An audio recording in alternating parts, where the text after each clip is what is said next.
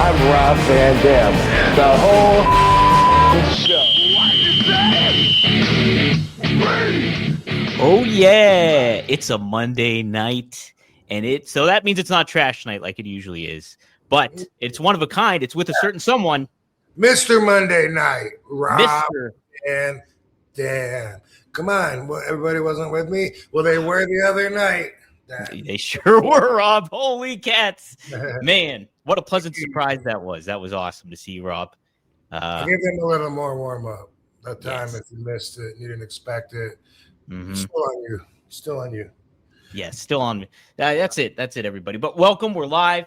Happy to be here. Lots to talk about, Rob, both in and out of the wrestling ring in a lot of ways. And we got some special guests here tonight, though, too. Boom, let's bring them on. A new guest, a return guest, but actually last year's Christmas guest, as you pointed out. Yes. And he's bringing someone special on, a brand new guest. Introducing them. Yes, sir. We have not just Rob Van Dam, but we also have a returning guest in Violent J. Boom! Violent J, welcome to the show.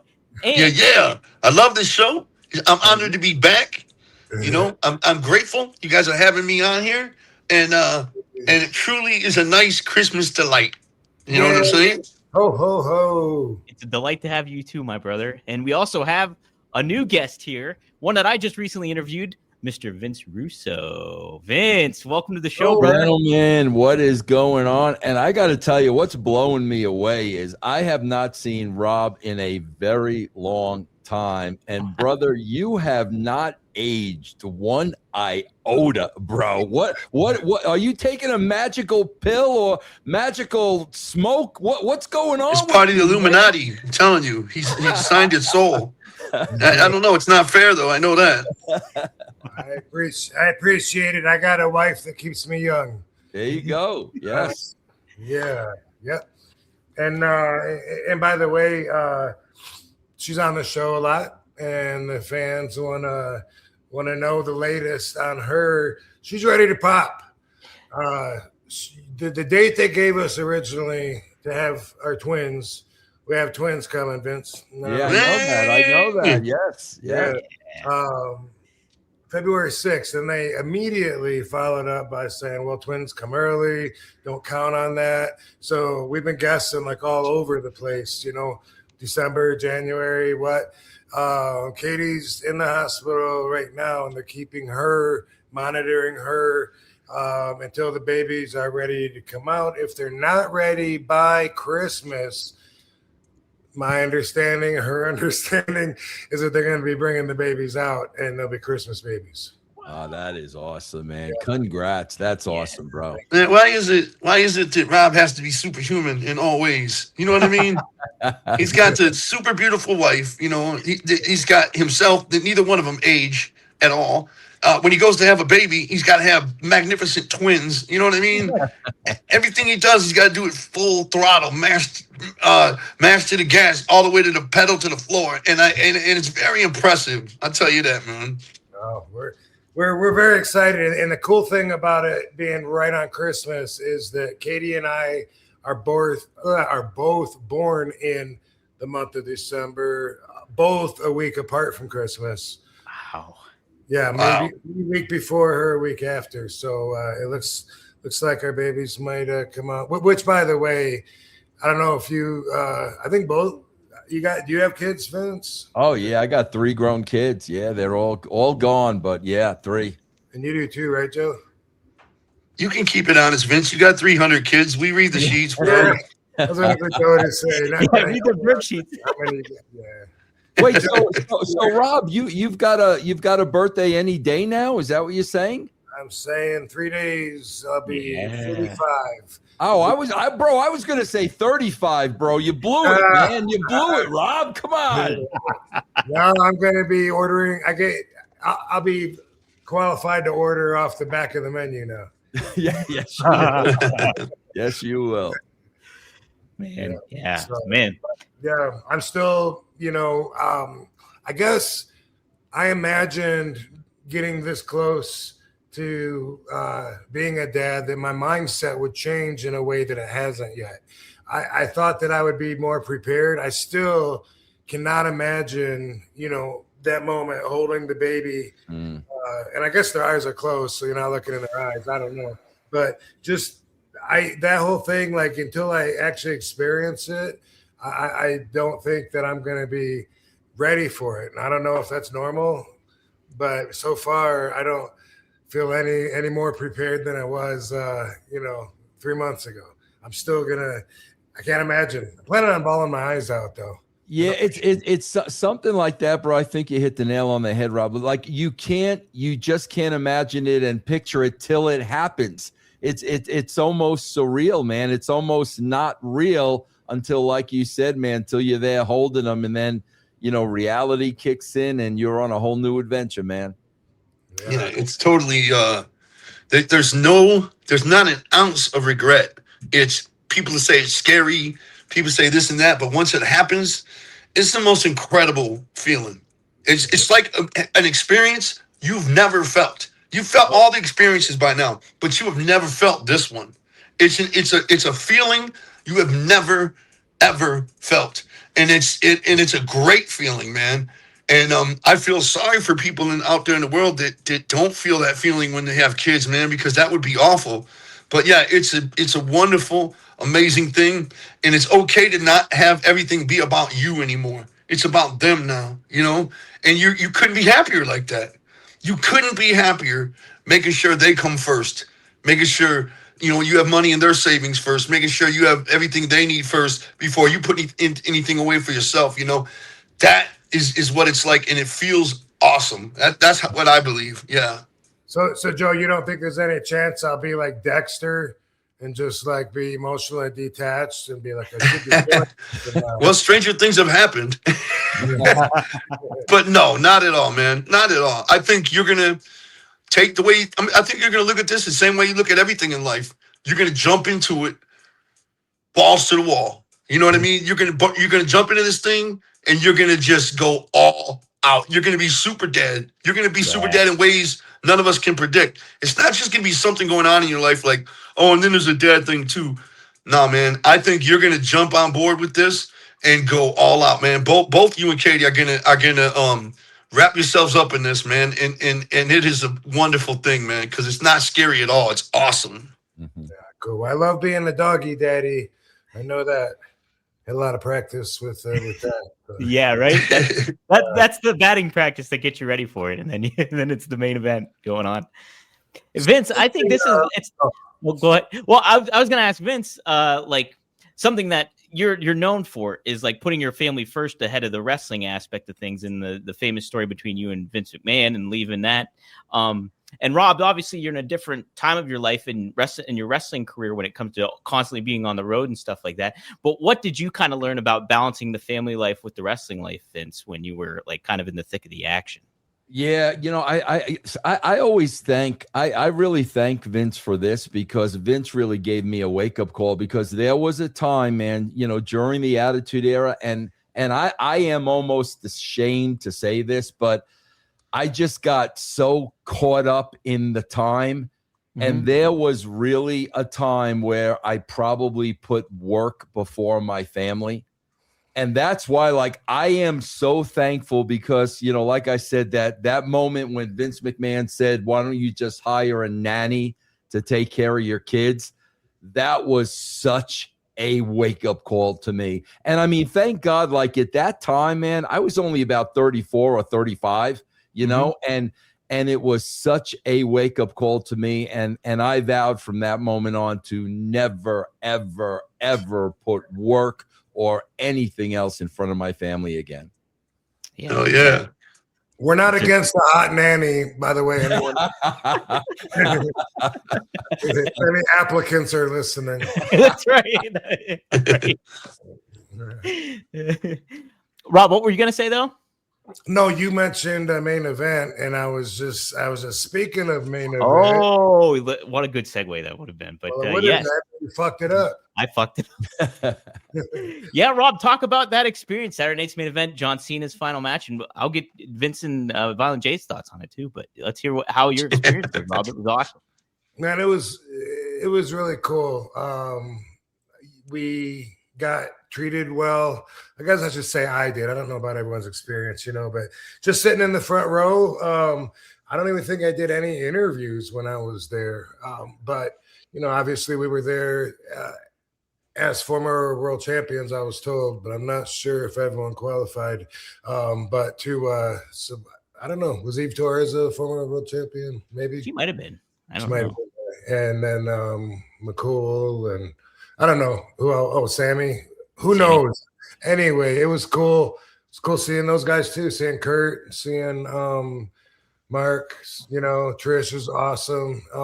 And it's always cool to see her. But also, it was an experience watching the wrestling, watching the story that they told, and being part of history in such a way. I don't know that anybody else has had a retirement promoted in quite this way. And it really made it like a part of history. It really made it apparent that we're all there to see this final moment.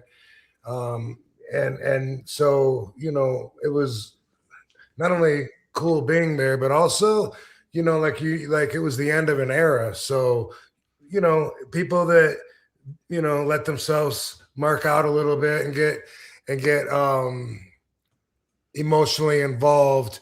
I get it. It reminds me a lot of like when Undertaker got beat and all the boys were like, "Oh my God." And I was like, what a mark. I can't believe. I mean, that's just the way that I was brought up. You know what I mean? So like for me, I didn't grow up watching Taker, and I was on TMZ earlier actually, and we said the exact same thing. Also similar to when Kofi won, how people were reacting in the back like Marks, but it made you think about it, and it was for a reason, and it was like he's a black world champion, and from that perspective, it really meant a lot. And then with this, I think also it really meant a lot because Cena is, he is an era. When I think about it, I mean, I started in WWE in 2001.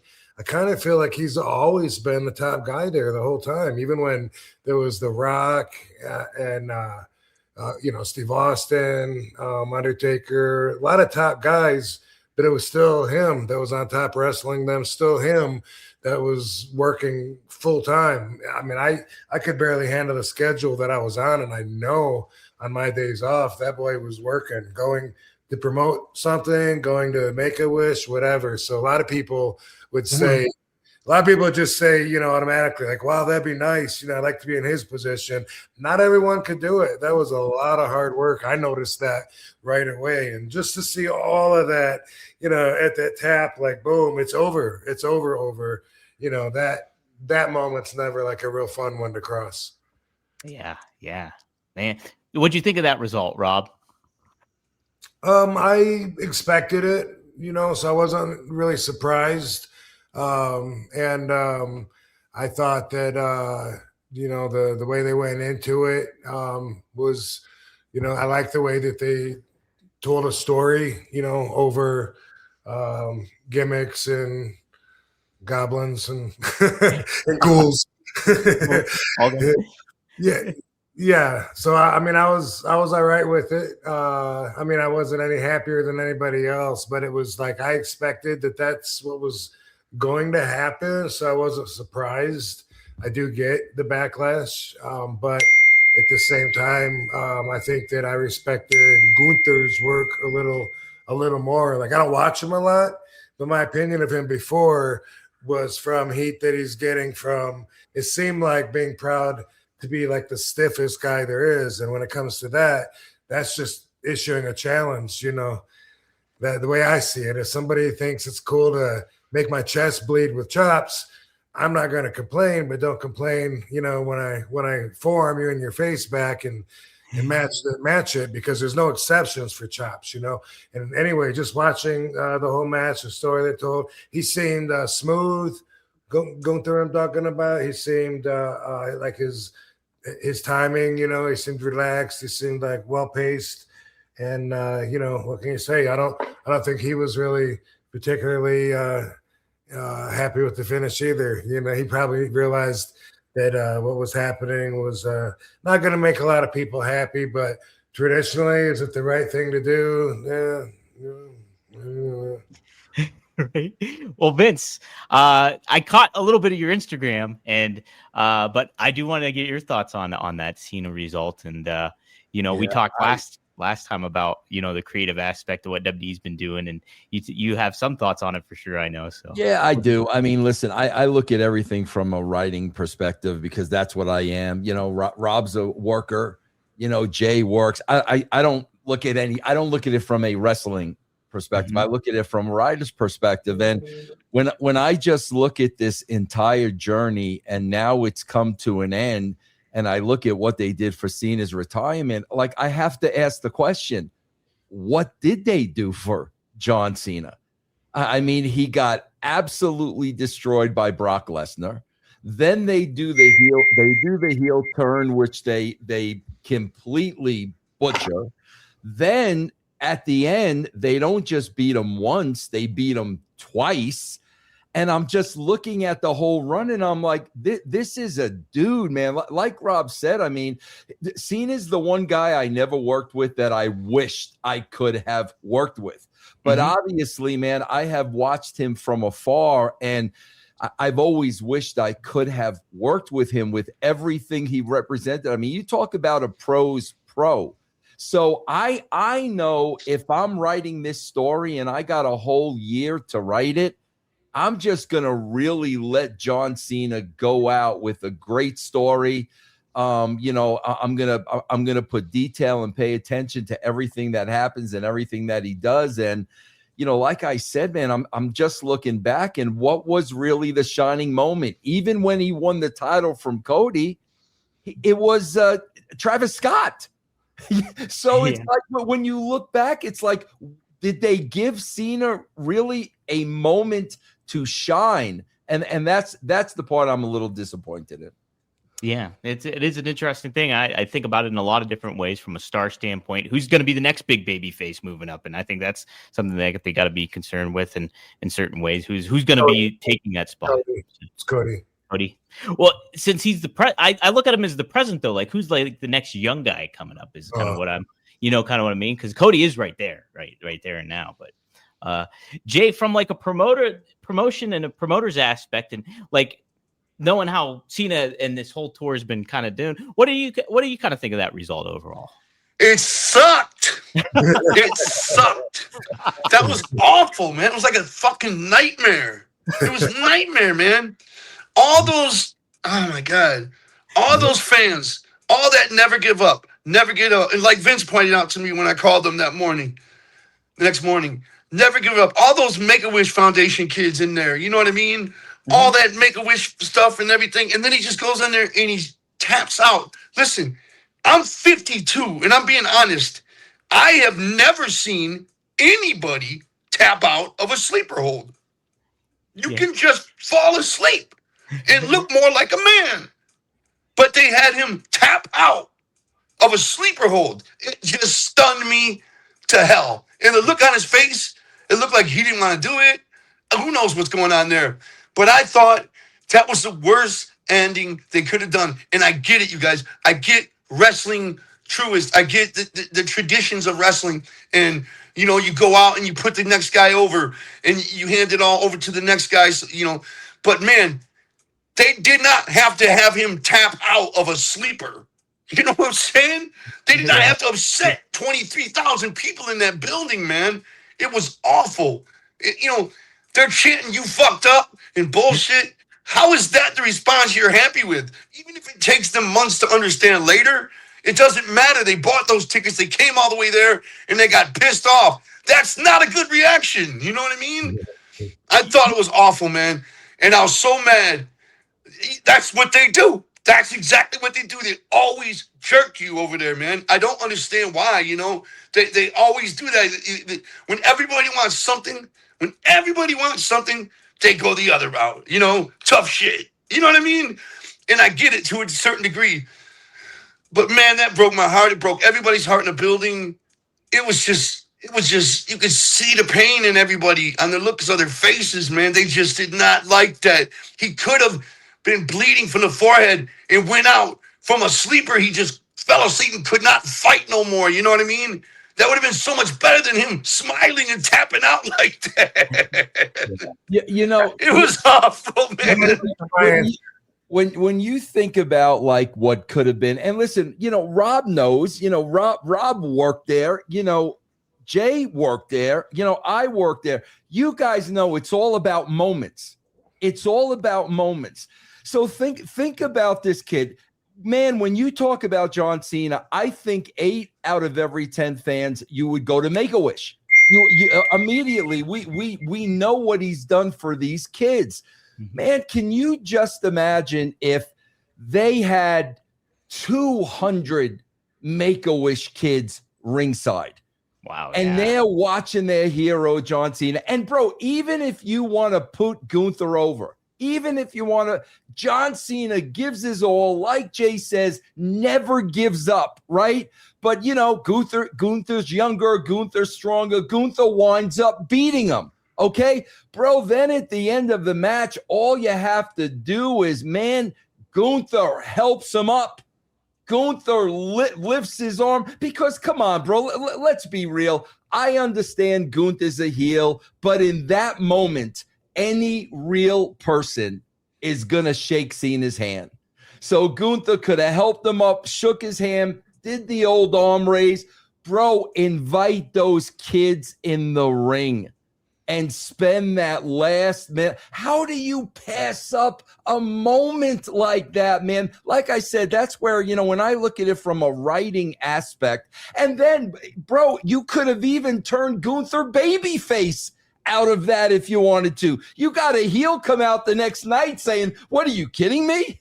You know, you're going to help him. I mean, there are so many ways, but he's tied into the kids for his whole career. Can you imagine if you're a Make-A-Wish kid and you get to go in a ring with John Cena? Oh my God. To me, what a missed opportunity, man. Wow, that's a great idea, Vince. It's so awful what they did, man. It doesn't have to be that way, you know. There's a million other ways they could have did it, and it just the way they did it was so fucked up. There was no confetti. There was no, you know, like when Flair retired, you know what I mean? All the confetti and the sparkles dropping and the feeling and the music and everything. There was just nothing. It just makes you want to get into a fight in the parking lot. You know what I mean? It was like the most awful feeling in there. There was no confetti. There was no celebration. Then they run that stupid reel, you know? And it's just like, get the fuck out of here. It's awful. You know, man, hey, let me just say this. I'm just a clown, man. I don't know. Seriously, I don't know anything. I'm just speaking on behalf of myself, how I felt when I saw it. And I'm speaking for a lot of people apparently that felt the same way. You know what I mean? So there it is. But man, I don't know the psychology like you guys, man. I don't know how you can get it to double back and become something way cooler down the road. I just know that sucked the air out of the building, man. That sucked. That sent everybody home. People probably paid $500 for those fucking tickets, man. You know, it took everybody. I mean, people were probably excited for that for months and months. You know, going there to see that match for months. So excited, you know. I'm going to see Cena's last match. All that hype, all that, you know, and then just get there and shit on them all like that, man. Just awful, man. It was like a nightmare, man. Anyway, that's my 2 cents, man. Gosh. I think that was part of the reason, because you guys know, I mean, you know, now you got to really look at this thing, because you remember there was the whole discrepancy and drama and conflict about not doing the last match in Boston. Remember? Sure. And remember that the story that came out was the WWE wanted X amount of dollars from the arena to have the last night there. Now I'm wondering if that story was bullshit, because if that's the finish they had in mind, bro, could you imagine if they were in Boston? But bro, literally those people, it would have been a shooting. They would have rioted, bro, in Boston. And so now I'm looking back at that whole story and I'm like, bro, they knew they wanted that to be the finish. They were not doing that finish in Boston, man. That's a great point. I didn't even think about that, but yeah, I remember that being the talk about it too. Yeah. Jeez. Yeah. Yeah, Well, it was awesome really Rob there though. Yeah, it was really upsetting, man. I hate it when they do that, when they go out of their way to purposely upset you. You know what I mean? I hate it when they do that, man. And I'll never understand it, you know? You know, Joe, now that you mention it, he might be the only person in history, at least that I can remember, to tap out from a sleeper hold. Right. I can't think of anybody that ever did it. No. I've never seen it ever. It's like you hang on, you fight. It doesn't even hurt. It just makes you black out. You know what I mean? So it's not like a painful hold that you have to tap out of. It's not like a leg lock or something. So it just seems so weird he tapped out. I've never even seen that. It caught me off guard. Like, wait a minute, what the fuck was that? You know? Very strange, man. I'm curious too, like, because Cena always has been kind of giving back a lot of the ways, you know, even too much to an extent sometimes, I think. And like, I'm sure maybe he made a big case to like, no, I need to lose in my final match. But I mean, like, if you think from the creative aspect of it all and what it means to the fans, those people buying tickets, like you said, Jay and Vince, from a creative aspect of it all and making it pay off in a big way, it's like, man, you got to put Cena over, it almost feels. Yeah, you know, I swear, I always give the, you know, I'm very hard on the WWE. I really am. I'm very hard on the creative, but I always give them the benefit of the doubt. Mm-hmm. And I am sure, you know, and Rob knows Cena way better than I do. I'm just going by what I heard and what I see. I'm sure Cena laid this out. But there's got to be somebody in a higher level saying, John, we appreciate that. We ain't doing that. You know what I mean? There had to be somebody stepping up, because you know John's going to want to do everything he can to put Gunther over, but there's got to be somebody there creatively in management. John, we appreciate that, but man, we're not doing that. You know what I'm saying? And nobody said that. I mean, that's what they did. Yeah, it's way it all shaped out. Rob, is there kind of like, from the wrestler perspective at all, like, and like a lot of the times, you know, you don't say you're going to have like a retirement match or anything to that effect, but like, if you knew like you're having your last match, would you kind of feel obligated to put somebody over, like doing the favors in that way? Or would it kind of be, would you understand, maybe take a step back and look at the bigger picture of things too, if it benefited for you to win, so to speak? I wouldn't be stuck on putting somebody over, but I mean, when you mention that, by the way, spark them if you got them. Spark them if you got them. Reminds me of my last return in 2015 to WWE, because they jobbed me out my entire time. I had 88 matches in 5 weeks, and the entire time, and it's on me that I didn't go to them sooner and complain. I ate it, wanted to show I was easy to get along with, whatever. And then at the very end, I went, you know, to Hunter and told him, you know, we had a talk. Mm-hmm. And then I had one more match, and I beat Cesaro, who's, in my opinion, like the best guy they had there. So like, I didn't, you know, if anybody, you know, like I would have happily put him over. But anyway, during that talk, it was said, no, you're right. Like you should have been going over like every match you were here to build you up and give the kids a rub, and then you put someone over on your way out. And instead, what happened with me was the exact opposite. And that was because there was no thought put into me being there. You know what I mean? They had so much going on, and they had so many obligations to guys that were bringing up, younger guys from NXT, blah, blah, blah, pushing these guys. And so anyway, so, I mean, I would like to think that I would speak up and do the right thing.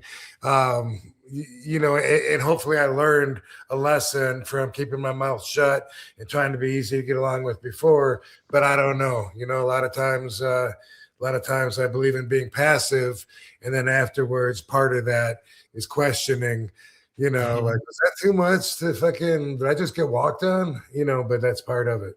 For sure. No, it's interesting to get a writer's standpoint and a wrestler's standpoint, and promoter too, and Jay too. So it's pretty neat to get all those different viewpoints on it. Oh man, it seemed like a big kind of strike on that one. For sure. Fellas, you already know what time it is. It's time to level up, and Blue Chew just dropped something crazy. I'm talking next level championship belt, gold-plated energy. Blue Chew Gold is the newest innovation from the #1 chewable ED brand.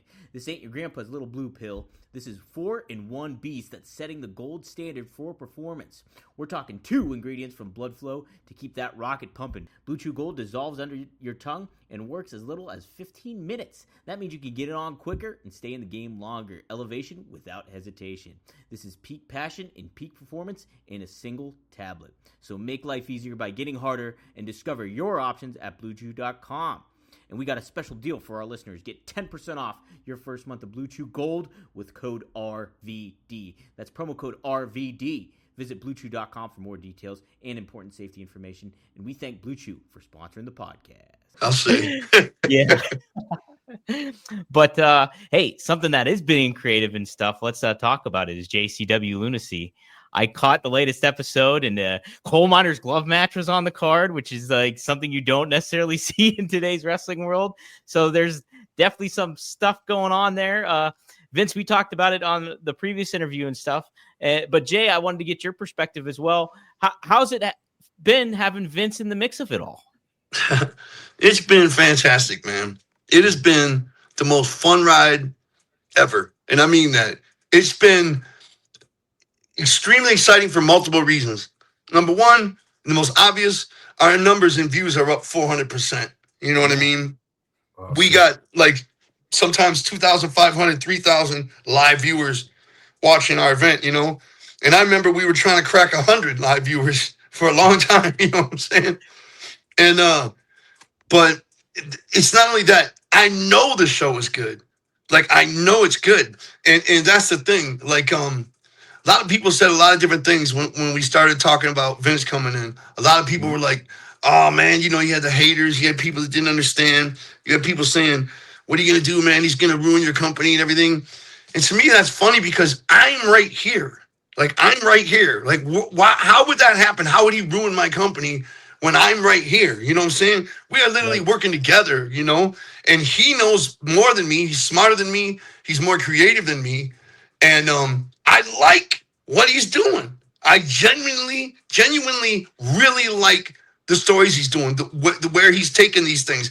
When he first lays them out and sends me the shows, sometimes I don't understand right away. You know what I mean? I call him up. He takes me through it and says what we're going to do, download it or whatever. Man, I sincerely love what he's writing. You get what I'm saying? I'm a fan of what he's writing. So it's exciting. You know, I can focus on my music. I can, you know what I mean? I know JCW is in good hands with Vince. And it's crazy to see somebody with that type of passion on JCW. That you know, I've always been the only one that had that kind of passion. And now here I meet Vince, and he's got the same amount of passion, if not more, man. And it feels incredible that he genuinely cares. We talk sometimes till 4 or 5 in the morning, man. We like schoolgirls, ideas and getting giddy and shit. You know what I'm saying? We come up with good ideas and shit, man. That's exciting because we know they're gonna work, you know. And it's like fucking, I love it, man. I sincerely do. It's the most fun I've ever had with JCW, hands down. You know. So, how did you guys happen to get to start working together? Okay, I knew that having Vince Russo write for the show is going to mean, first of all, I've always been a really big fan of the whole Monday Night Wars thing. I've read every book about it. I've seen every documentary about it. I'm very, very, I'm very, very aware of everything that happened in that whole thing. And I'm very, very familiar with that whole shit and how it went down, you know? So, I know that bringing in a guy like Vince Russo, and I did not know if we're going to be able to get along. I did not know what he would be like. You can't possibly know that until you work together. You know what I mean? But I knew that if we brought him in and we could make it happen, he is worth more than any wrestler. Because a wrestler just comes in and does his one match. That's it. That's all they're invested in, is in their one match. Russo's invested in the entire show. You see what I'm saying? He's going down the line, working every show, every pre-tape in the back, everything, you know. And that says a lot, you know what I mean? It's a giant role for him to take. And it's a much more difficult one than just taking a match, like a wrestler would. It's a much bigger investment to make. But I didn't know we were going to actually land, Vince. But the thing is, when I do this, I always start with the top. I always start with the biggest guns, because you never know. You know what I'm saying? You never know. It's like when I was trying to get Lunacy together, one of the first guys I called was Rob. You know what I'm saying? Yeah. Because, you start at the top. You never know. You know what I mean? He might want to come in and do it, And so it's the same thing. We're looking for somebody to come in and do a role as commissioner or something like that, and Vince just seemed like the perfect fit. So I reached out to him and we began talking very slow at the beginning. I would ask him to watch the show. I would send him emails saying, please watch the show. He was always cool, hit me back, you know what I mean? But it's like we just slowly built up a friendship more and more, and it became more and more of a possibility, you know what I mean? And sure enough, we fucking did it, man. We pulled it together. We had our first shows together. They went like cakewalk, man. Smooth as fucking can be, And now we got this well-oiled machine that we're both extremely proud of, man. I mean, I think that's our most impressive thing is when people come to JCW, when they see the entire production and how well we operate with each other. I think that is our best, most flattering asset is we all really are a family. You know what I mean? If Vince came in and slid right into that spot, you know what I mean? Perfectly, man. And he's insanely talented. And his ideas are insanely off the hook. And when you hear him, sometimes they're crazy at first. But then he comes up with the freshest shit, man. The totally funny shit, totally deep shit. You know what I mean? It's just very fun. This whole thing has been very, very exciting, man. And I couldn't be any more honest, man.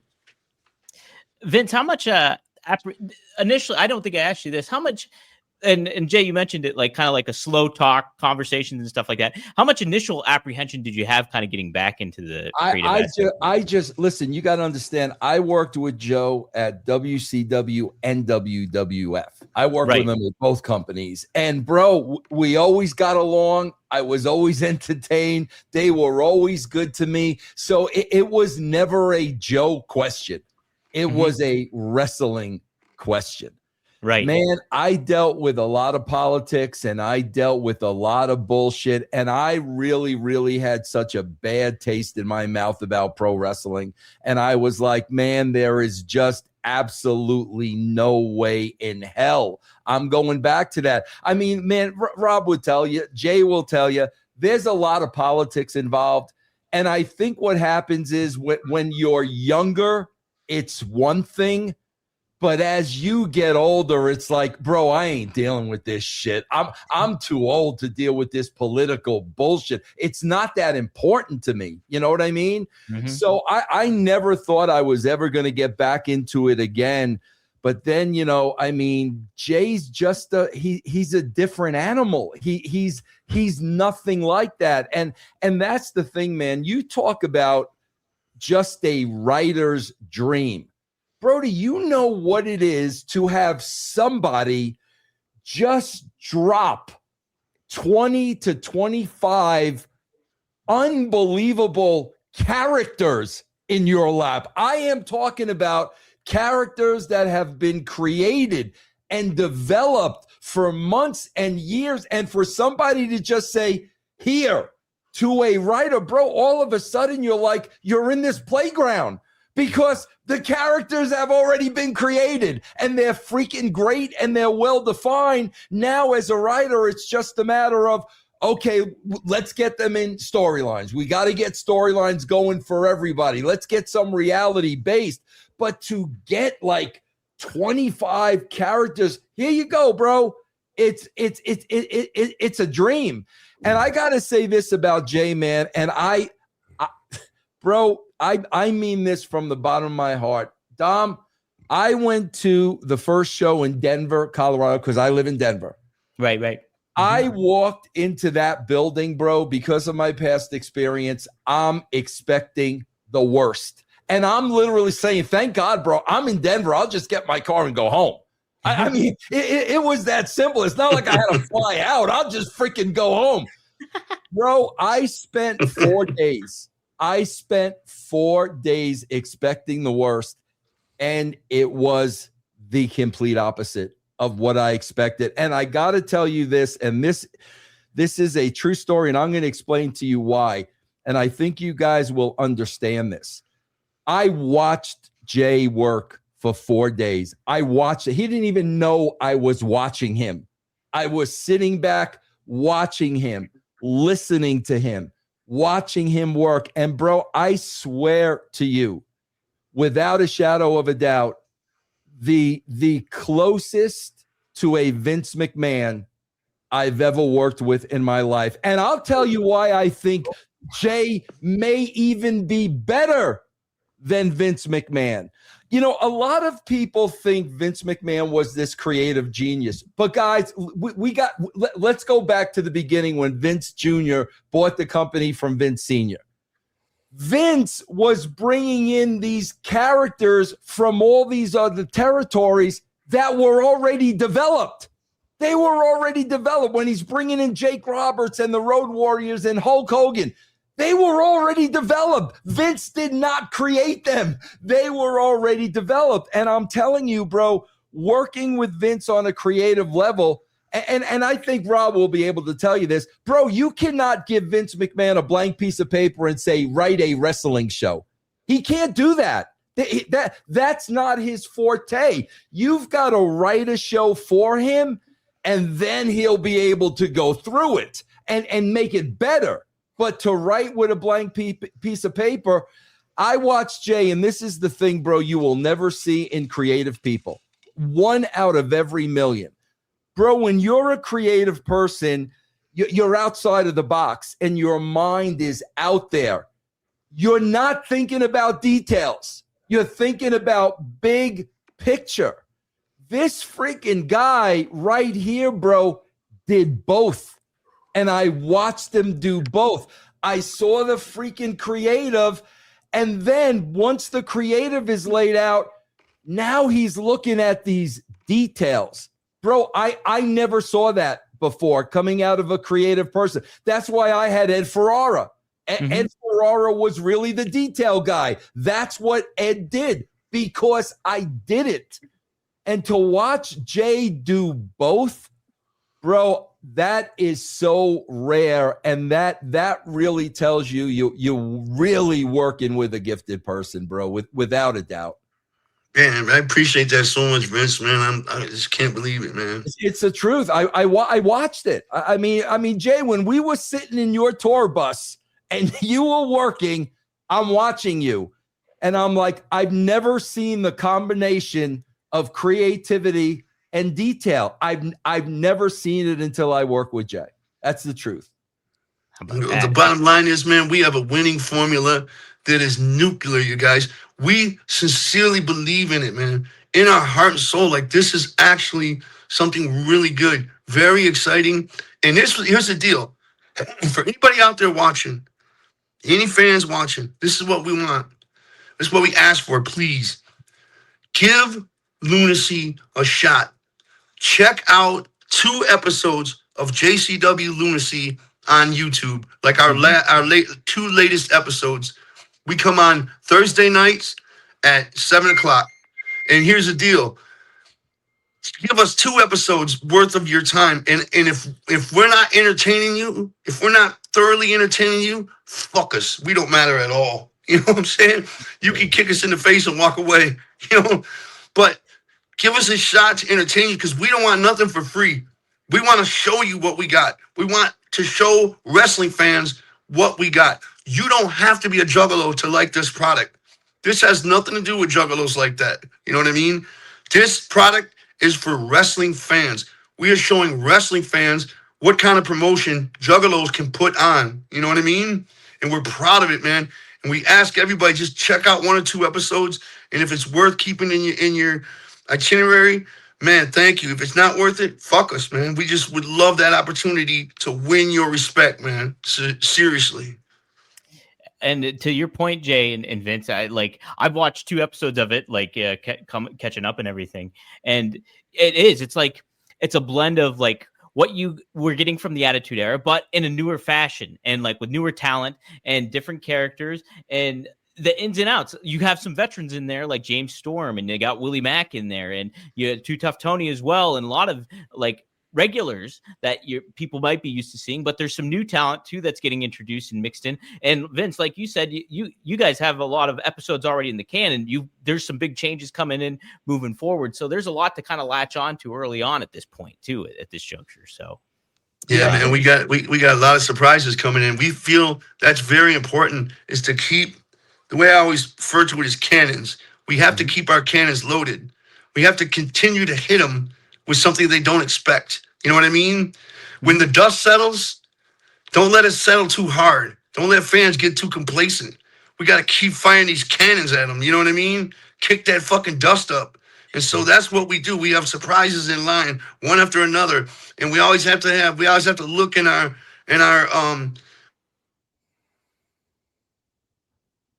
did we lose Jay? Yeah, I think you know what? I guarantee you he's on his phone and somebody called him. I guarantee you. What happened, right? But you know what? What Jay was saying, and let me just chime in because I'm sure he got a call. Listen, man, I honestly think this is what's happened with the WWE. I'm going to be honest with you, bro. I've been a wrestling fan since 1970. Okay, that's how long I've been a wrestling fan.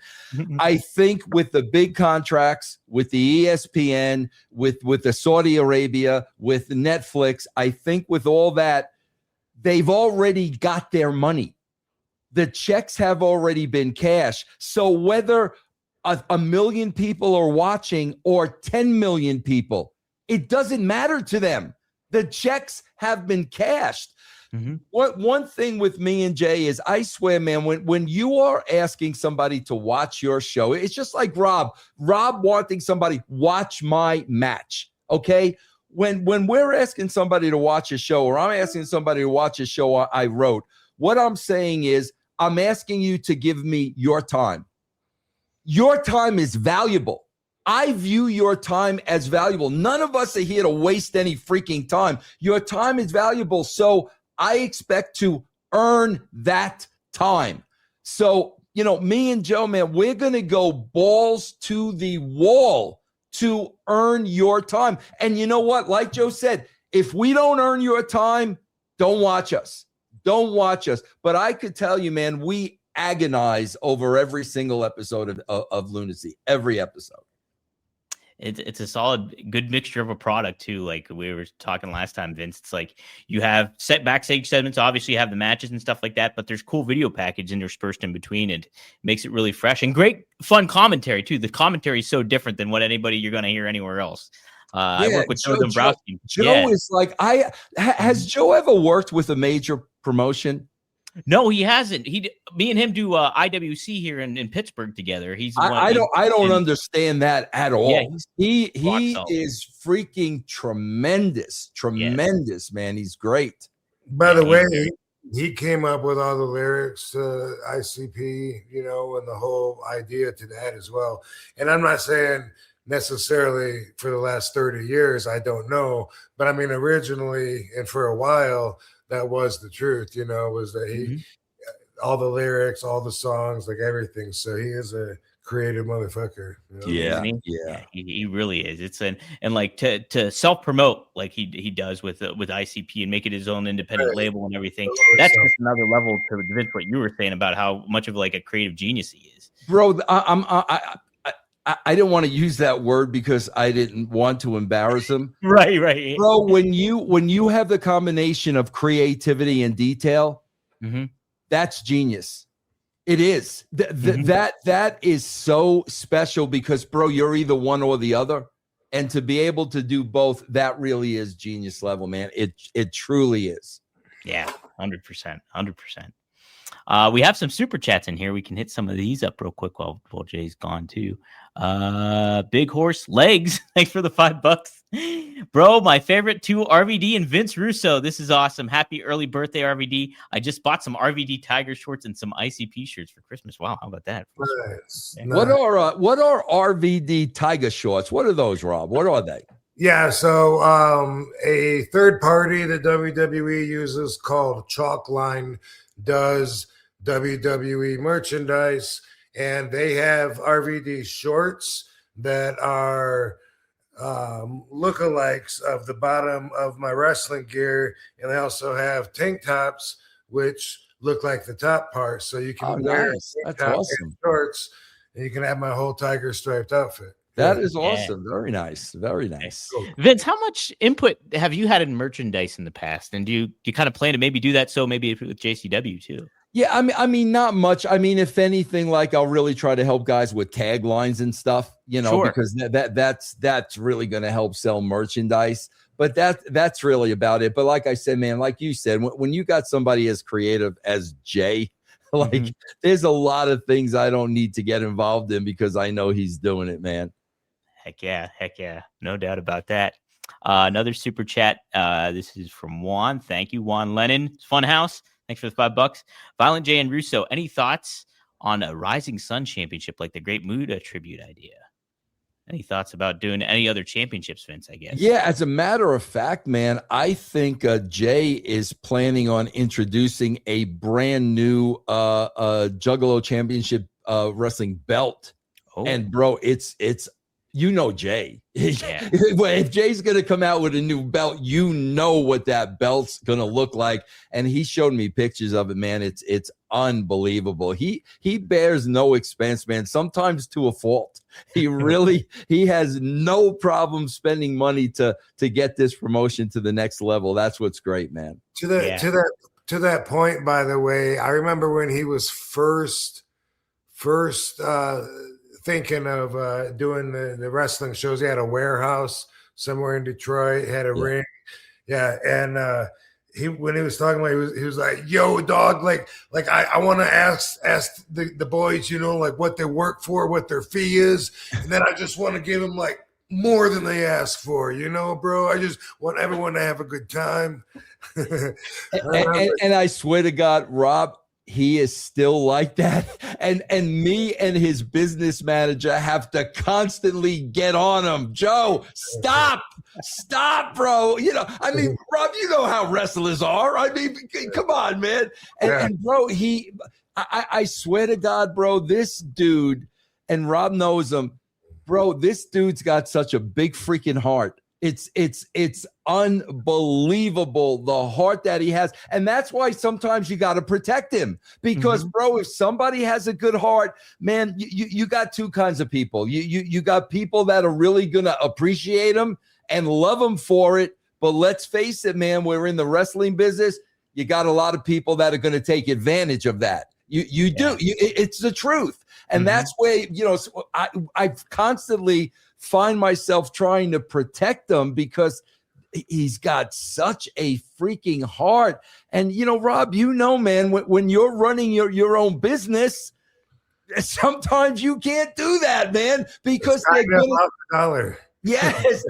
going to take advantage of it. But, man, that's just how he is. And that's what really makes him an incredible person, man. It really does.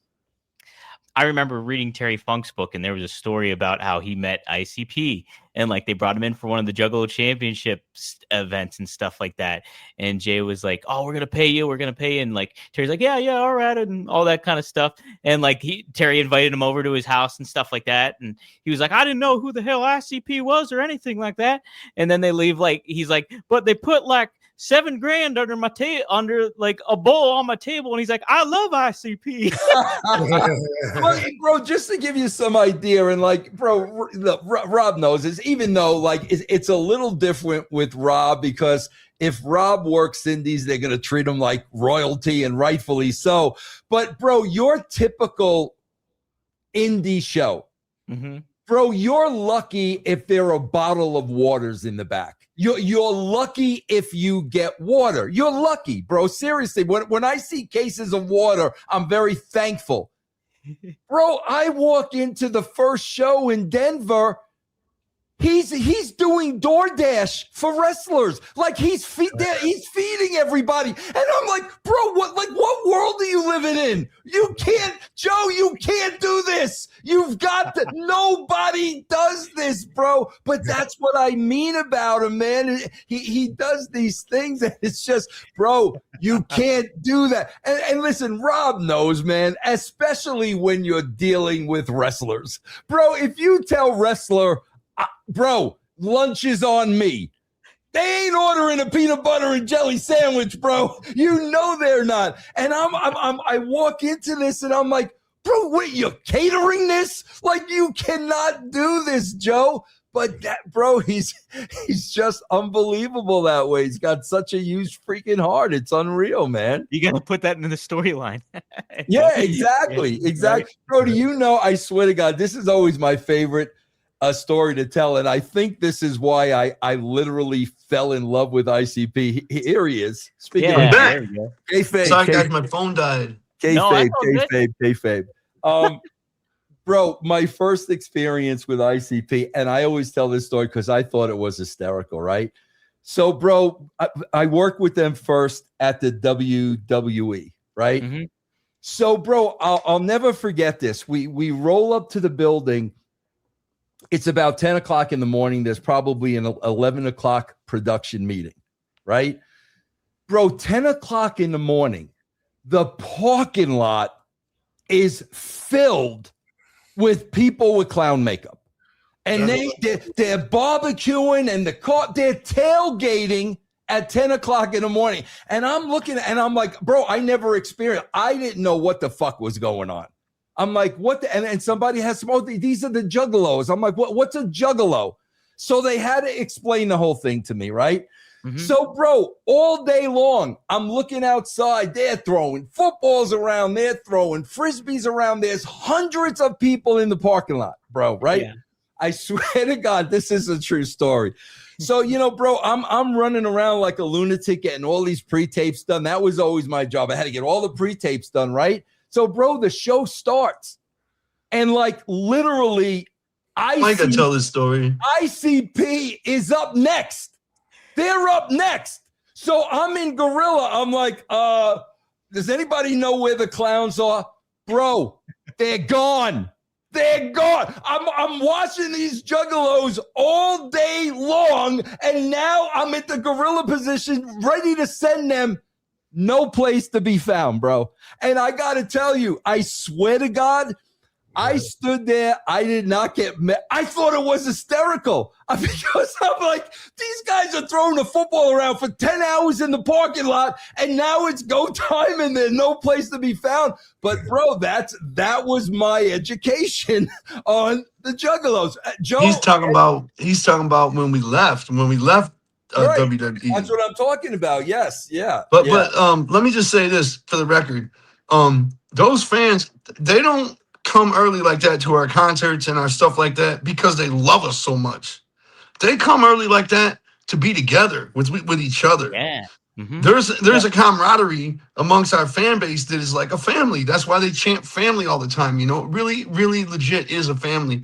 And that's why they get together early. They want to be together. They want to hang out all day. It's just not a place where if you step on another guy's shoes, you're going to be fighting. It is not that type of hip-hop concert. You know what I'm saying? It is all love. It is all about making Faygo dogs in the parking lot. It is all about, you know, rolling weed up and smoking together. It's all about a good time, man. And that's why they're there early, not because they're there trying to get a glimpse of Jay or Shaggy. They're there to hang out. You know what I mean? That's what's number one. That's why they have mini gatherings, you know, sometimes because they want a reason to gather. They'll get together. There's no concert. There's nothing going on. They just gather in a park. That's actually how we ended up on the gang list because these rural areas, these rural cities couldn't explain why there's 75 people wearing the same shit, right? Gathering in these parks. You know what I mean? And they couldn't possibly think it was anything positive. So it had to be something negative. You know what I mean? With all the merch and the heads getting cut off and all that. But in reality, it's the opposite. It's a beautiful thing, man. These people are here to support each other. It's just unlike anything I've ever seen in the world, man. And that's why they gather early. They want to be together, man. And it's just never gotten old. It's never, ever stopped blowing my wig. That's why my forehead is so enormous at my age now, because my wig keeps getting pushed back by the juggalos. They are the most creative, the most caring, the most unbelievable people ever. The stuff they do, man, and the things they come up with, man, they are just amazing. Absolutely the biggest blessing ever to have our band be the soundtrack for this subculture. You know what I'm saying? Yeah. It is like unreal that we are the soundtrack to this. It was never in our blueprints. It was never in our plans. It was never something we cooked up. Hey, we're going to have this fan base if we do this or that. That shit happened organically, for real. You know what I mean? We could have never planned something like that. You know what I mean? The best shit is always organic. No doubt. Yeah, man. No doubt about it, you know? And like, you just got to give it, once you get that organic flame that catches on a little bit, all you need is the creative aspect to get it cooking and moving and everything. And it's like, there's nothing that beats an organic kind of like. You know who was one of the first juggalos ever? Mm-hmm. Rob. Yeah? It's real talk, bro. Listen, when we met, we were doing indies around Detroit. There was only 3 guys, maybe 4 young guys in those locker rooms, at least on the shows I was on. There was maybe 4 young guys tops. And that was me, it was Sabu, it was Rob Van Dam, and Dango, Rob's partner Dango. Mm-hmm. So we would be huddled off in a corner. Mostly Sabu wouldn't be with us if Sheik was there. He would be next to Sheik somewhere. But it would be Rob, Dango, and myself, you know what I mean? Huddled off in a corner. And I remember I gave, like, our first album, Carnival Carnage, had just come out. Or maybe it was just our very first EP, Rob, Dog Beats. Oh. It may have been Dog Beats. But I gave Rob a cassette. And Rob called me and he was like, hey, man, this is really good. Like, I'm actually playing this. Wow. I'm actually playing this, you know what I mean? Like, I'm playing it. I really actually like it, you know? Mm-hmm. And it was so dope. It was really dope, you know? And so me and Rob kept in touch for years after that, you know what I mean? And then, what was I gonna say? We kept in touch, and then, I forgot my story. Fuck. Well, he was the first juggler. Rob has been one of the first juggalos ever, you know what I'm saying? But we used to come down there. I asked you this last time we were on the show, Rob. You don't remember when you were wrestling the Maestro, or he ended up calling himself Gorgeous George for a while, but he's also known as the Maestro, the guy with the big blonde Ric Flair hair. Oh, of course I remember wrestling him. Gorgeous George. And Joey was in your corner as your manager. That I don't remember. Yeah. That was so dope. Okay, where? It was somewhere in North Carolina. We drove out to see you. We drove all the way to North Carolina. You were doing a meet and greet at like an Art Van furniture store or something. And you were doing that with all the wrestlers on the show. And then we went back to the show itself, and you were like, hey, Joey, you want to manage me? And Joey was like, fuck yeah, that's dope. You know what I mean? So Joey ended up managing you that night in his corner, in your corner, and you were wrestling the Maestro. And that's what we did. We used to come see you at ECW. Oh, that's what I wanted to tell you. When me and Rob were friends bonding over, he liked ICP. You know what I mean? Yeah. And he was like, hey man, I want to send you something. And I was like, what is it? And he's like, it's this wrestling I'm doing in Philly. You got to see this shit. And I was like thinking nothing about it. I was like, okay, send it. He sent me a VHS tape, a VCR tape. You know what I mean? Yeah, yeah. It was clips of ECW. It blew my mind. The Natural Born Killing shot, the way that everything was shot like Natural Born Killing, you know what I mean? The fans, ecstatic and shit.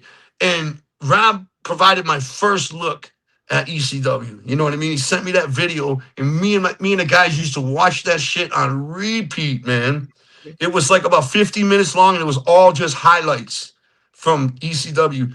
And so then my manager, Billy, and Joey and I started riding out to Philly all the time to see Rob, you know? Mm-hmm.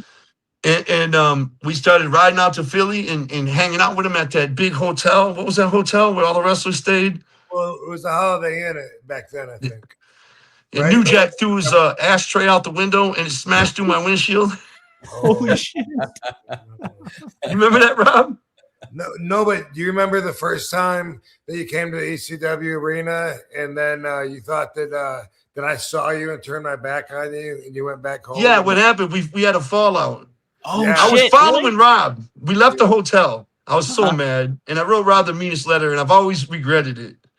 I really did. Just talk about makes my face get red, you know. No, but otherwise, I wouldn't have had any idea what the fuck was going on. Because like Joe used to, he would always say, "Man, we're gonna go to Philly, man. If you're gonna hook us up with tickets, man, we'll be there." I'm like, dude, it's like a 6-hour drive at least from Detroit. We don't care, man. We'll hop in. But he said that for several shows, and then wasn't able to make it, and so I didn't really expect this to be any different, but he showed up one time. No. Here's what happened. We were at the hotel smoking, and you were like, follow me. You had your car and I had mine, and it was me and Billy and Joey, I think, and maybe the Rude Boy, and we were following you. So you pulled in behind the ECW arena, then you cruised in, and the security guard stopped us when we were trying to pull in. And so I had my hand down. I was like, Rob. You know what I'm saying? But the security guard stopped us, and I was like, I'm with Rob Van Dam, man. I'm following him. I'm following that car, They were like, you ain't following nobody. Get the fuck out of here. So we figured we would still get in, We figured we'd still get in, but we couldn't, man. We could not find a way in. So I wrote this nasty letter, and I left it on Rob's windshield, like, you left us hanging. I have But we recovered. You guys got back in. It's okay.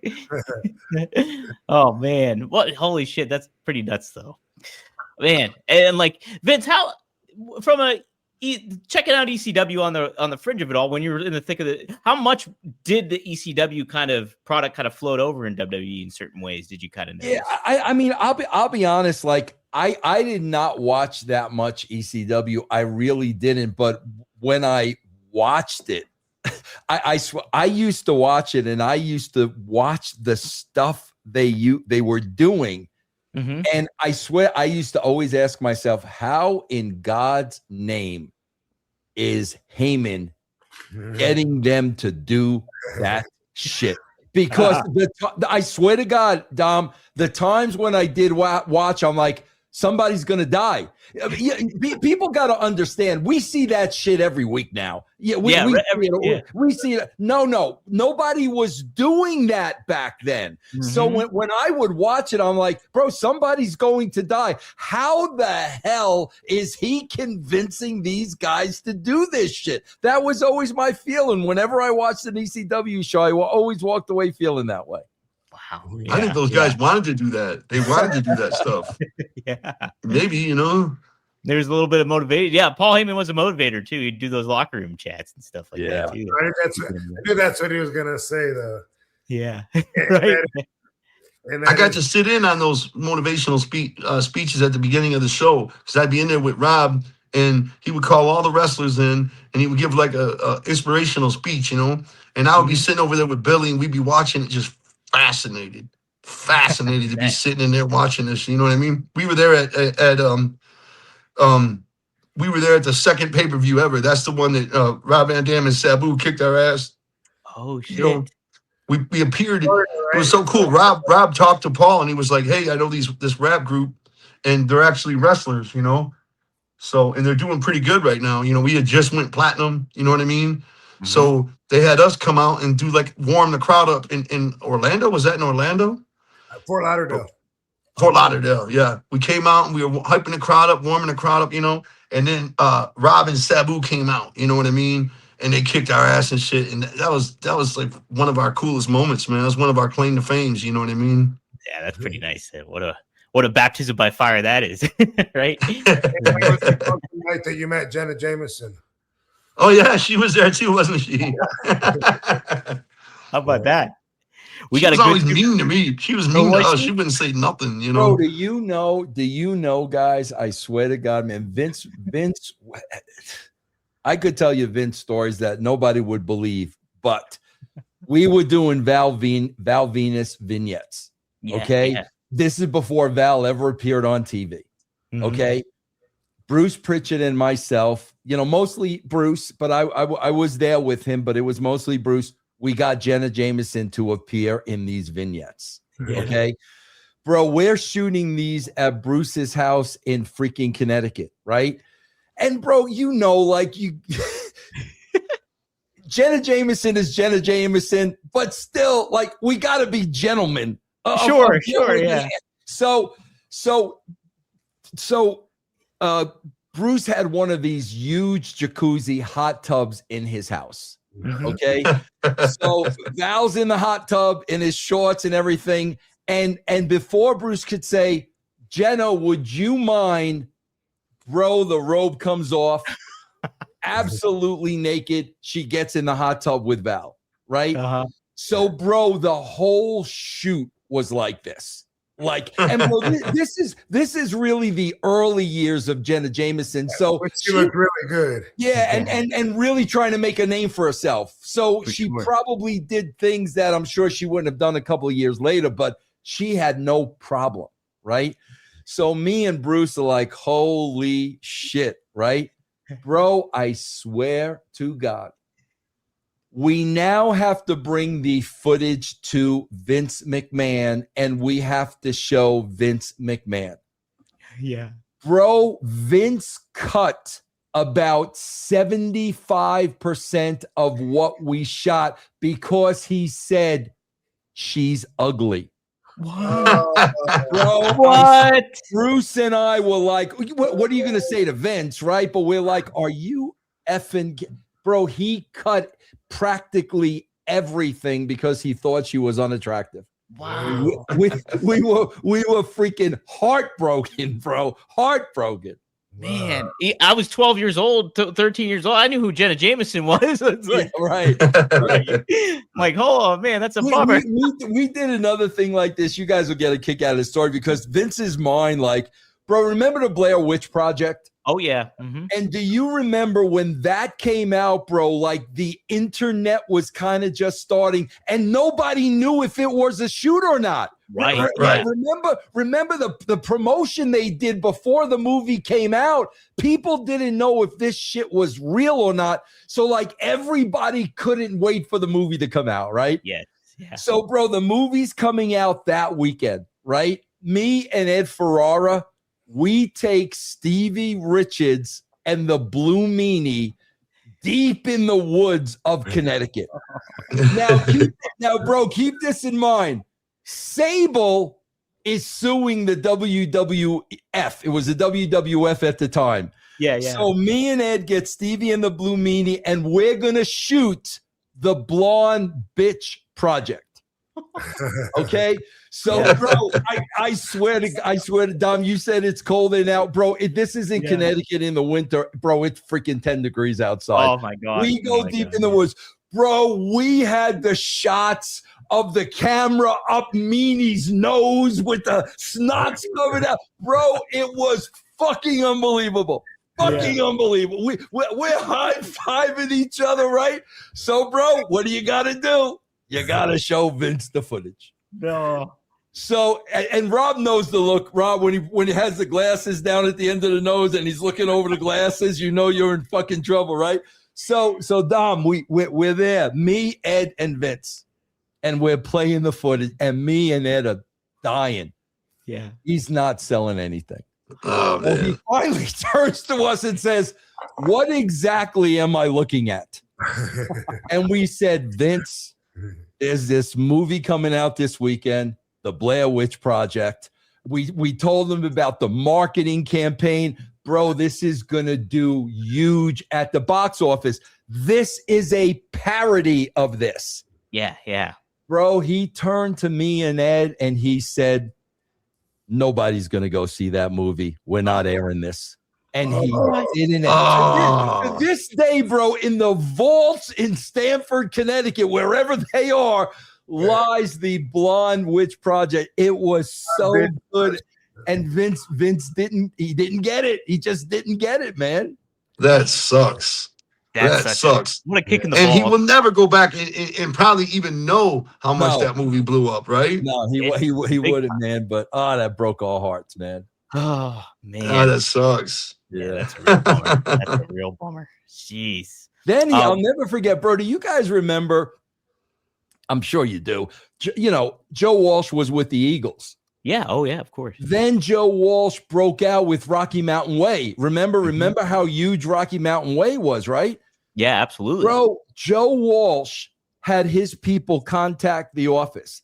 Rocky Mountain Way just came out and was red hot. He wanted to perform it free of charge at WrestleMania. Vince McMahon didn't know who Joe Walsh was, so he said, "No, thank you. I never heard of him." Vince would do stuff like that, bro, where we would just like shake our heads and, man, bro, he was just out of touch with stuff like this, man. Sucks, man. It's like he's his own worst enemy. Yeah. Joe, I swear, and this is the last story I'm going to tell you guys, but I swear, bro, I'm sitting with him at his living room table. And he says, Vince, I keep getting this call from this guy who claims to be a rock star. Yeah. I said, well, I know this story. Well, I don't know, Vince. He says he's with a group called Kiss, and his name is Gene Simmons. I never heard of him. Bro, you got to understand. I had a gold card to the Kiss Army, bro. I've been... And bro, this is like 1995. Oh man, he didn't know who Gene Simmons and I'm like, Vince, take the freaking meeting. Like you guys know, Gene Simmons is a marketing freaking genius. Absolutely, and I said, Vince, forget you don't know who he is. You'd never heard of him, bro. This guy's a marketing genius. Take the meeting.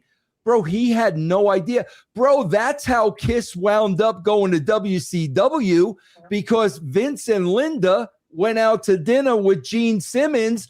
Gene proposed the whole demon gimmick, and Vince didn't know who he was, and Vince said, no, thank you. So his next call was to WCW, and that's when they did the gimmick, and Kiss appeared on WCW. Vince literally had no idea who they were. That's wild. Wild, man.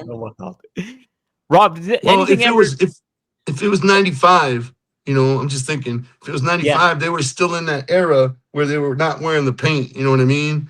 So maybe what they presented to him was them without the paint, because they didn't put the paint back on until 96. You know what I mean? It might have been 96, Joe, because I remember at the time they were on the cover of Playboy. I remember that, and they were in makeup, and all the girls were in clown makeup. So it was probably 96-ish. Oh, okay, okay, yeah. Wow, that's wild. That is even worse. That's when they were like literally on top of the world. You know what I mean? Yeah, right. They were really catching on again too. It was like big time. Yeah. Rob, was there anything when you pitched to Vince or you heard about Vince that just completely went over his head? Do you remember? Like anything like that? The only thing that really comes to mind was my attempt to make a joke one time. He didn't understand it. Yeah. But when I think about it, it was a really stupid attempt for a joke anyway. I just, it was normally an awkward, forced conversation where I'd be down by the ring and he'd be coming by and he'd say, hey, Rob. And I'd say, hey, Vince. And we'd shake each other's hands and just kind of nod, shit. What am I saying? That was a lot of what my relationship was. But one time I was just so tired and I felt like bitching about it.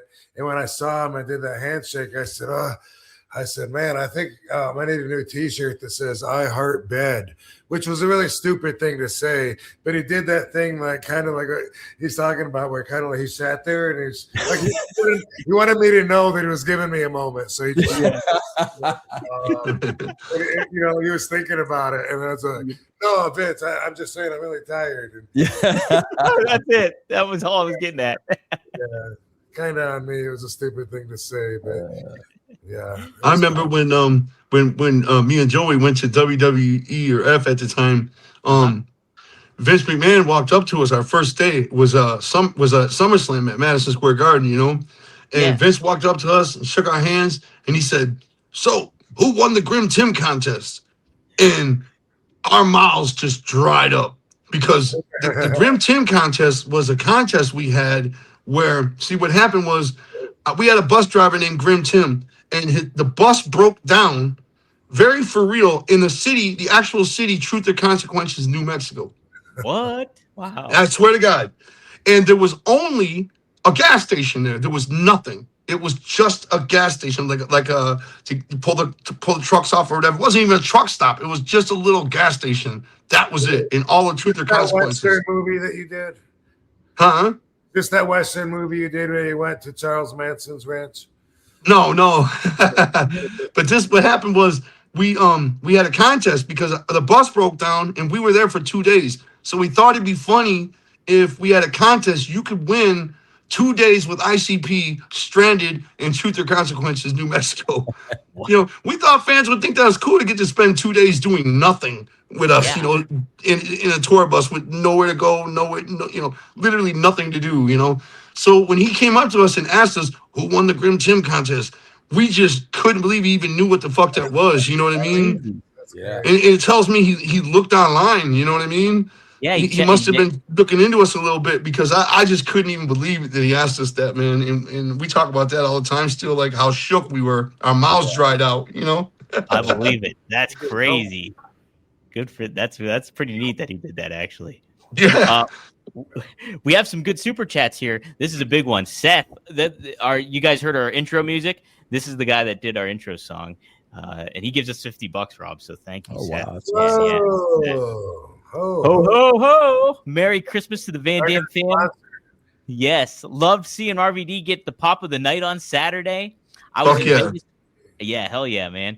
I was in Vegas seeing Mariah Carey. That was my gift to myself. Merry Christmas to Vince, too. How would you have written RVD's WWE run? That's an interesting question. Yeah, it's funny because, man, I swear to God, when I went over to TNA in like 2002 and I was right in there, man, I didn't watch any WWE stuff for the longest time. Mm-hmm. And I really didn't see Rob's run in WWE. I really didn't get to see it, man.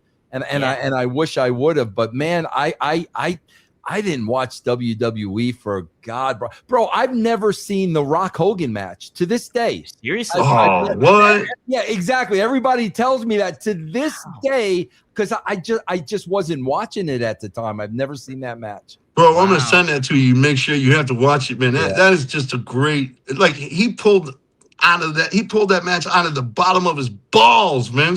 Hogan actually worked a good match at that point. Like it was a fantastic fucking match. You've got to see it and give credit where credit's due, man. They put on an incredible show that night, man. It's one of my favorite matches of all time, Yeah. It's funny though, because during Rob's era, and man, I swear, and I can't quite put my finger on this as to why. But like Rob was one of those guys, and I mean right up there, bro. And you had guys like Rob and Nash and Hall. Back then, bro, there was a level of coolness. Yeah. That was part of the appeal. Freaking Rob Van Dam was effing cool. Then you had Nash and Hall. Bro, we don't have that today. Like there's wrestlers, I don't know what it is, but at some point they just stopped being cool. And man, when you talk about Rob, and like I said, Nash and Hall, when you talk about Austin, when you talk about The Rock, bro, even Taker, there was a level of coolness. And I don't know where we lost that in professional wrestling. I just don't think you get that anymore. Rob, I mean, do you understand what I'm saying? When I watch today's product, I just don't think there is that cool appeal that the kids want to be. And I can't understand that. I don't know what happened. It's pretty wild, man. I mean, I feel the same way. And I try not to be one of these guys that's like, oh, wrestling was so much better in my day. I really try hard not to be like that. It's the same thing with music for me. I don't want to be like, oh, rap sucks today. It was my day. It was awesome. I don't want to be one of those old guys talking like that. But, man, it's hard to accept wrestling is as good today as it was because it's so different. It moves 1,000 miles an hour. You know what I mean? And the other thing is there's so much to look at, from the advertisements all over the ring to the LED walls everywhere to the way they design the entire fucking arena with shit. There's so much going on, man. It's such a production now that, in our day, it was like a light above the ring. That was it. You know what I mean? So it's a lot to get used to for me. You know, I feel like I'm shell shocked by looking at all the production these days. You know what I mean? Right. Hey Right. Dom, as a heads up, even though my laptop is plugged in, I've been watching my battery go down. Oh shit! Really? It's gonna die soon, and when it does, I can just call back with my phone. Okay. Yeah, you can just call back via phone. So yeah, you should be good. What? Yeah, Rob. What do you think? Like, where's the cool factor going today? Yeah, no, another guy I just want to throw out there because I don't want to miss, but like freaking Sean Waltman. Yeah. Like, what kid wouldn't have wanted to be Sean? Those are the guys. Rob? What do you think happened that cool factor is just not what it is today? I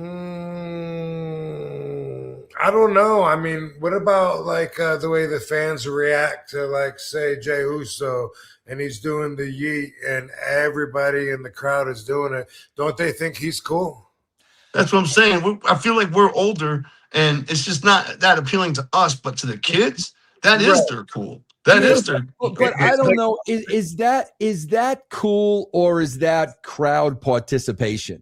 Because they're into that big time these days, man. They're into the sing-alongs and the chants and doing the yeets. You know, the fans have almost become part of the show. And I'm saying I think Jey Uso is a cool guy, but I think they're doing that because that's their part of the show. You know what I mean? But it's still cool. It's still cool that, like, it's you know, you got to, you know, there's still, that's even cooler, actually, you know, that they get to be involved like that and get to, you know, help define a guy's gimmick by the way the crowd reacts. You know what I mean? I think it's definitely cool, man. It's not something I would say sucks about modern wrestling, that there's so much crowd reaction like that, and they got to learn the you know, when exactly to yell out and cheer, you know, and get to know their characters, and then they end up having all this stuff they do together as a routine, the crowd, you know. I think that's actually cool, man. I mean, like, I don't think it holds back from wrestling. You know, we got to try to think with a young mind, you know. It's not like look what we're comparing it up against, though, Vince. You know, those are like the coolest guys in wrestling ever. You know what I mean? So they're going up against Mount Rushmore of wrestling. You know what I mean? Cool, yeah. You know, what's the girl wrestler's name that everybody loves that has like a painted face, and she was like with Dom Mysterio? Oh, Rhea Ripley. Rhea Ripley. Yeah, people really think she's cool. Yeah. Big time. Big time. She thinks she's cool, you know. I'm like, yeah, she is cool. She comes across, you know, like she's enjoying every minute of being on camera and has that presence. But yeah, I think that's true too, what Joe said, though. You know what I think might be a little bit of it too is the attainability nowadays. Everybody's so accessible that I think, you know, when you look back in the day, like somebody like, I mean, Scott, like Rob knows, Scott Hall's my all-time favorite. And I thought he was cool, like the coolest thing. And then you get Nash in the mix, and you get somebody like RVD coming in later on and everything like that. And so it's like you can't really fathom like being around those people at that point in time. Yeah. And like nowadays, everybody's pretty accessible. You can reach out to somebody via Twitter, and sometimes they'll reply to you, maybe, but it's like there's that attainability, and so there's not that air of mystery that's going on. Like, man, could you imagine if running into Rob Van Dam? How wild would that be? And like nowadays, everybody to an extent is accessible, especially if they're on social media. What a great point, man. That is so wild, man. I reached out to Nick Diaz, and he just hit me right back. I was like, what? You know what I'm saying? I fucking reached out to Fred Durst last night and woke up and he hit me back twice, you know? And I just like, this is so cool that you can reach out to guys like that. You know what I mean? Like, it's almost like you have everybody's number. You know what I mean? You're right. You're right, though. It makes them way more accessible, though. So that's something to look at, too, you know? They were untouchable back in the day. These guys were stars, and stars are up in the sky, and you can't be in their company. You can't be around them. But today, because they're doing live chats all day. You know what I mean? They're doing live streams when they're walking through the airport and talking shit. They're like everywhere, you know? So you get, you know, you get to see exactly, it takes away a lot of the mystery about these guys. Yeah, because you get to see what they're like when they're riding to the airport. You get to see what they're like when they're chilling with their friends and they're out drinking. They live stream all of that shit, you know, the musicians and the wrestlers, you know? And so it takes away a lot of the mystery and that hunger to learn more about them. You know what I mean? Which makes a fan fanatical, you know? And today, they're so accessible that it takes down the couple notches to that stardom. I feel like, you know what I It mean? dissipates Also- a little bit of your imagination, I think. Also, you know? how about the perspective of the one who is judging? They might look at it this way: there's a lot more celebrities since like everyone's got a YouTube page or OnlyFans. There's a lot more stars, you know. Yeah. And so there's that too. Yeah. Yeah, definitely. man. It Uh-huh. makes a big difference, you know. It makes a big difference in that whole celebrity fan dynamic, you know what I mean? But, you know, it goes with the times, man. It's one thing about the world. The only guarantee about this world is change. It's Yes. always going to be different. It's always going to be a change, you know? And that's what's happening. You go 20 years later from today, wrestling's going to be a whole nother ball game. You know what I'm saying? Mhm. It's always going to change, man. There's no keeping it. It's just it's an illusion to think it's going to stay the same. It's never going to stay the same. You know, it's always going to evolve in some way. 100%. 100%.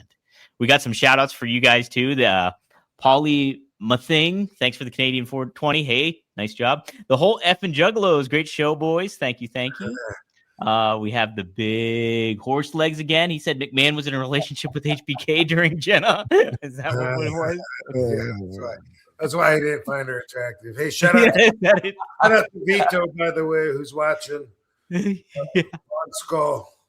What was that? Vito. Shout out to Vito. Oh, Vito's watching. Oh, Vito. Yeah, hell yeah. Shout out to Vito. Oh, big Vito. Hell yeah. That's awesome. The Big Vito is causing Jay all kinds of hell these days, man. You watch the show, Yes. Jay's got his hands full with Big Vito, man. Let me say something about Vito.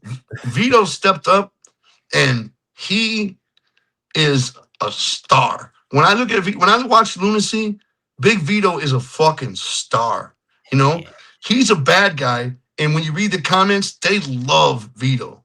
You know what I'm saying? Yeah. He stepped up to this position, this opportunity, and he knocked it out of the fucking park, man.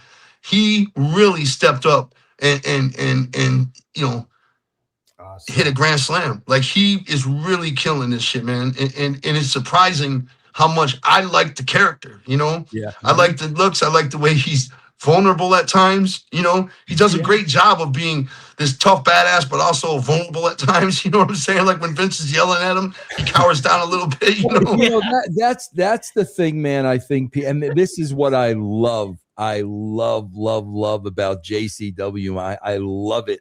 And I think when people watch the show, they're going to see this immediately. Bro, 90% of that backstage stuff is ad-libbed. Yeah. We aren't writing promos word for word. We're letting the talent know, okay, this is the situation. I just did this and you're mad because of this. Go. And that's how we're doing the pre-tape. And I mean, between Vito and Joe and Jasmine St. Clair, you know, guys, you know, man, when somebody's mesmerizing in a promo, like you know it, you can see it, you can feel it. The heart is just not in it. And that's the one thing about JCW that I think makes it so totally different. These backstage vignettes are real. They're ad-lib. I mean, Vito came up. I swear to God, I thought I had Vito the other day when I was doing it. I first of all, I'd known Vito for 34 years, and he was starting to get on my nerves. So I just said to him, none of this is written out. I said to him, I said, correct me if I'm wrong. Weren't you running around in a dress at some point? Yeah. And Vito turned around without missing a beat, and he goes, yeah, I was under investigation. Bro, I swear I had to do everything to stop from popping. But that's what I'm saying. Like, even, you know, Joe, the stuff that comes out of their mouths when you just let them go. You can't write stuff like that. And that's why I said, if you check out our show, I think you're going to see that difference immediately. The talent don't talk like wrestlers. They talk like real people. And I think and look at the job Vamp's doing. Look at Vamp. Oh my God, Vamp! Oh my God, bro. Vampiro's on the show now too. It's awesome. He's doing a phenomenal job, man. Yeah. His promos are next level. Like, they give you chills. You know what I mean? Yeah. And a lot of times with those guys too, bro, it's one take. We're not sitting there doing 3, 4. It's one take, and when you give performers that freedom, you'll be surprised what you get back in return, man. What's the name of the zombie tag team again? It's the Outbreak. The Outbreak. So I was catching the backstage scene with them, and Big Vito is getting chased down by them. And as they're getting closer to him, he's like, "Body of Christ, body of Christ." Yeah, he ad-libs all of that, man. It's so funny. And speaking of the Outbreak, bro, those guys to stay in character, bro. Do you know how difficult that is, bro? I'll be there producing them, right? And like they'll be doing something with Vito, and Vito's talking, and bro, they're doing that gurgling. They're like, bro, it's and Joe, how young are these guys? Kids, man, kids. Bro, I'm watching these guys, and I'm like, how do you stay in character? Man, there's some great.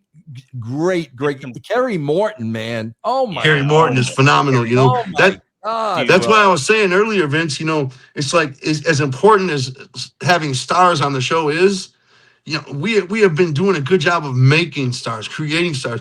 Guys are doing such a good job that the fans can't help but see them as stars. You know what I mean? Yeah. And they're becoming stars. You know what I mean? And these are these guys like the Outbreak, you know, Big Al, Haley J. You know, you can argue she's already a star, but she does a phenomenal job too. You know what I mean? And we couldn't be prouder of this roster, man. These guys are stepping up. They take it serious. They want to be here. And that's who we want, is people that want to be here. You know what I mean? That's who we want. Like when somebody shows a lot of passion about coming on the roster, it's hard to tell them no. You know what I mean? Because if they really in their heart want to be on this roster, you know, they're going to keep coming at you, just like the Outbreak did, just like the Ring Rat did. You know what I mean, Vince? Yeah. She kept coming, you know, wanting to get on, wanting to get rode in. And that's impressive to us, you know. And then once we did, we haven't regretted a thing. She does an incredible job, you know. Yeah. Vince, you just interviewed her too. Right? Yeah, what a story. What a story. She's got some type of disease. Joe, do you remember the name of it? It's CP. I don't either, but bro, she is constantly in pain. 24/7. The story was amazing. I could not believe what she was telling me. And like the that week she had jumped on somebody's back. And now my father instincts are kicking in because I didn't know all this. And I'm like, what the freak are you doing? But what an unbelievable story she has, man. Vince, before you got here, the week before you got here, she took one of Shane Mercer's assault and batteries. Moonsault and battery. Yeah. She took that moonsault and battery off the top rope. I could not believe it, man. Where he picks her up like the side, you know, and does a moonsault and lands on her. How could she do that if she's in that kind of pain, man? Unbelievable performer, you know? Yeah. By the way, I posted the last episode on my Twitter. X. My man, thank you, bro. That helps more than you realize, Rob. That's so appreciative, man. Thank you, brother. Trying to make it easy for the Van Dam fam to join along. Yeah, we'll be sure to promote it throughout the week and everything. And speaking of, too, we got some super chats real quick, but you guys got a show in Detroit. December 21st here coming up. It's a free show. You can check it out at is it the Harpo's Concert Hall it's called there? Harpo's, yep. Harpo's Concert Hall. And Vince will be there. Matt Cardona will be there. Violent J, Ken Anderson, James Storm, the Cowboy James Storm, plenty of names. And you just bring a canned food, right? Is that correct, Jay? Is that what you do? If you bring some canned food, you get to get in early and see the special Christmas steel cage match. Wow. It's Kerry Morton's Christmas open invitational steel cage match. So he's going to wrestle a mystery opponent in a steel cage. It's the first thing you see when you walk in. If you bring canned foods, you get to get let in early and you get to see that match. Then they quickly tear the cage down and the show starts. You know what I mean? We let everybody else in. Dude, that's awesome. What a cool event, an idea too. That's so awesome. Hell yeah. Get those canned goods. You know what I mean? Joe, what if you bring gummies and it's not really a can, but it's more? We accept gummies. Hell yeah. Matter of fact, if you bring a bag of gummies, you get to get that stage seating. You know what I mean? You get to get right up around the ring. A quick plug too for RVD 420 guys too. Greek Glass, 25 days of Christmas. Get the new product sales each day. Week 1 is 20% off December 4th. But go to RVD 420 Collectibles. Check it out, GreekGlass.com. So shout out to them. Marco wanted me to share that out there. So shout out to that. Here's a cool question. Vince, you name dropped this person too on the recent episode I just watched. Was Polymething. Thanks for Canadian $2. Karen Cross to JCW. You mentioned his name there, Vince. I mean, I know me personally. I would love to see him and his wife, man. I think both of them are so talented. I mean, that the freedom they would have in our company to be able to shine. I mean, we'll see, man. I know the man over there with the clown makeup is open to everything and everybody. I could tell you that nobody is off limits when it comes to Jay, bro. Nobody. That's right. Nobody's rejected. Everybody's accepted. You know what I mean? Yeah. Hell yeah. If they want to be here, and they're sincere about it, we'd love to have them, you know? Man, that's awesome. Heck yeah. B Mello. William Alvarez, thank you for the $1.99. Would Vince ever bring the FBI back to Vito and JCW? There's going to be there's going to be a lot of nostalgia. And when I say nostalgia, we are going to be bringing people in that you have not seen for a long time. I'm excited about. I'm super excited about these guys. And for we usually see the usual suspects on the indie scene. No, we're digging deep. We're talking about people that were legends and great at what they've done that people have not seen for a while. It's going to be awesome. It's really going to be awesome. So awesome. Like I was saying earlier, you got to have those cannons loaded. You know what I mean? You got to have those surprises keep coming. And we got loaded cannons, man. We got surprises, man. We got guys on deck coming in to shock everybody. And like Vince said, these are guys you don't see out on the indie scene. These are guys we had to call and talk into coming back. You know what I mean? And they're happy to be, and they're happy to do it because, and we're just super excited, man. Well, somebody is excited too. Paul PZ Solda that says, thanks for $10. Just want to say, Vince and Violent J, I'm a new JCW fan and you guys are absolutely killing it. I can't watch WWE or AEW. You guys got the best show right now. Keep it going, brothers. So there you go. That's awesome. Hell yeah. That's what I'm talking about right there. Yeah, right? That's what we do it for you, brother. We do it for you. That's it. Check it out. Like Jay said, 2 shows. Check out 2 shows. Get your litmus test for it. See how you feel about it. Yeah, man. Devin Dowling here. Thanks for the $1.99. Did Vince Russo ever try to bring Rob into WCW at all? God, I wasn't around WCW long enough to make that happen. I would have brought Rob in a minute. I remember when Hulk brought you into TNA. I remember how excited everybody was. Man, that was I know Rob. You had a history with him. Man, bro, that was a devastating blow, huh? Man, I swear I don't care what anybody says. The day Hulk Hogan passed away, a huge piece of wrestling passed away, man. And that void will never be filled. I mean, what that guy brought to the business and what he done. It's funny because we take for granted a lot of today's fans don't know Hogan's history. Mm-hmm. I lived through that era. And I knew how big he was, and I understood that. And it just seems, as we got into, 2010, 2020, people did not really understand what Hulk Hogan did for the wrestling business, man. And I got to tell you that day, like just a huge piece of the industry died. Nobody will ever be able to fill that guy's shoes, ever, ever, ever.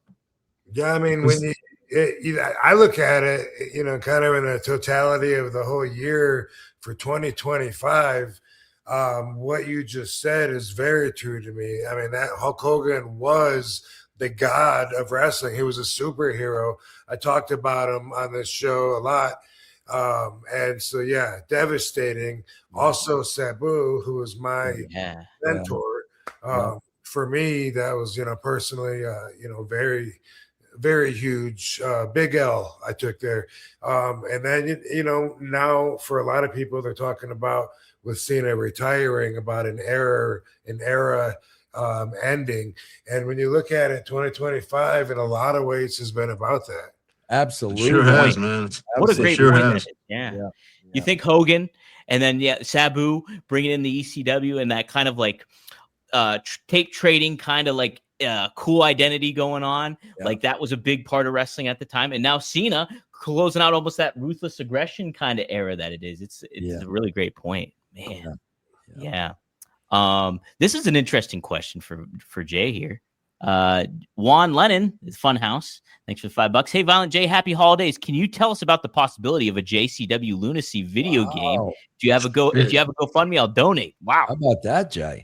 Yeah. Well, we don't know anything about the video game world, but if somebody approached us and wanted to do one, abso-fucking-fruitly. I don't know who to contact to make that happen, but buddy, we would do that in a heartbeat. I mean, come on now. That would be fantastic. That would be a dream come true. Joe, we would most definitely do that. Were you part of that backyard wrestling game 100 years ago? Yeah. We were part of both of them. You know. Oh, yeah. JCW was the main promotion you got up to. Like you start off in these backyard promotions and you worked your way all the way up in the video game, you know, and the main promotion in the video game was JCW. You know what I mean? Whoa, cool. Which is really cool. And they featured a bunch of our stars at the time. A bunch of our stars, you know, the Rude Boy, fucking Evil Dead. I don't know if you remember Evil Dead, the dead body, the wrestling dead body. I saw Rude Boy recently, and that motherfucker, I see him once every 15 years, and he's surprised that I don't recognize him. He just starts talking. He just shouted at it. Yeah. Yeah. That was like a huge blessing when that happened. That was a lot of fun, man, having that video game. I just remember the good-looking blonde on it, you know, she had some booby shots or something on the back. She was on the poster. I don't know. You know, what was her name? Major Guns, was that it? Yeah. Major Guns. Maybe New Jack was on the box. Hell yeah. I think I have it. Oh no, I don't have it in here. But yeah, New Jack was on the box. You know, that was a very intense day. That day we were shooting that commercial. New Jack was very intense with in that situation. I believe it. Yeah. Traffic Jam says JCW is the best show right now. Keep it up. So another one there. So thanks. Fuck yeah. You guys are crushing it. You're crushing it. Hell yeah. There's another good shout out here for Rob. Jem the Dawn, regular here. Much love and good luck, Rob and Katie. Happy holidays. Appreciate it, Jem. Happy holidays. Rob, do you know the sexes of the babies yet? Yes, I do. And you're keeping that close to the vest? No. It's going to be girls. Oh, wow. Oh, boy. Yeah. Wow. Get ready. I prefer to be the only man in the house. It's been a standing rule throughout our whole relationship, and so that's awesome. Man. That is awesome. That's great, man. Isn't it? It's awesome. It's so awesome. That's so cool. El Bastone, thanks for the $10. Championship belts are a revenue stream for wrestling companies. JCW should charge a license fee and allow their current belt maker to make real belts for fans. It would be good for the business. Interesting. I know the fans keep making them somehow. The fans are doing it. Like we've been signing a bunch of them. They're like total replicas of our belts, and they're damn near as good as our belts. You know what I'm saying? Wow. Yeah, and I'm not sure where they're having them made or what, but you know, we have a new design for our world title that we haven't debuted yet. Yeah, I was telling them about that when we lost you. I was telling them it's one of the best belts I think I've ever seen. It's absolutely incredible. Absolutely. And the only thing about it is I feel like we're gonna upset people because so many people have that replica of the original, you know what I mean? And they got them autographed and shit. But that don't matter, you know what I mean? That's the OG one though. That's the OG one. Huh? That's the OG one then. Oh, yeah, I mean, this belt is very colorful, and it also says Lunacy on the belt, you know, which is cool because it's we're trying to lean toward the Lunacy World Champion, you know, instead of just the JCW World Champion, you know. So this belt actually says Lunacy right on it, which is cool, you know. Yeah, that's sweet. Heck yeah. And what is the difference between JCW and Lunacy for those who don't know?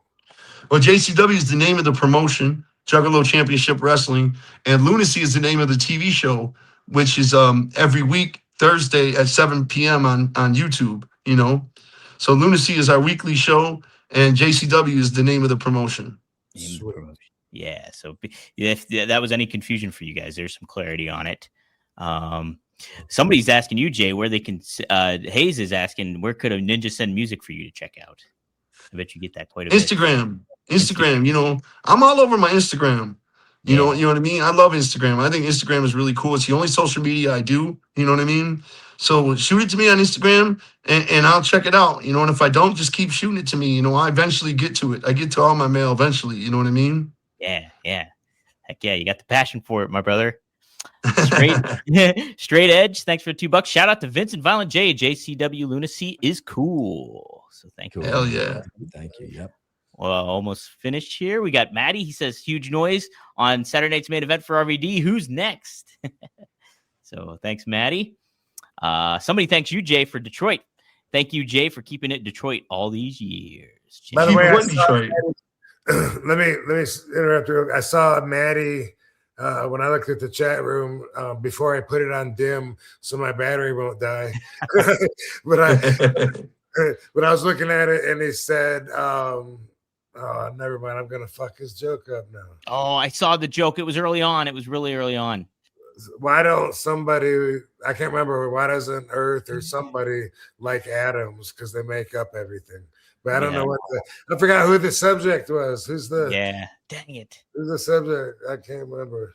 It was way at the beginning. Maddie posted that. Maddie always posts like. Sorry, Maddie. And now I got it on dark. And I'm at now we got it on dark and can't see it. I'm at 2%. This motherfucker. You're gonna go down to the wire. Yeah, we're gonna go. It's gonna be right to the edge here. I don't even know what's going on. I'm trying to hammer out the super chats real quick. Seth says, RVD, since it's Christmas party, can we get a little Christmas anecdote or RVDology?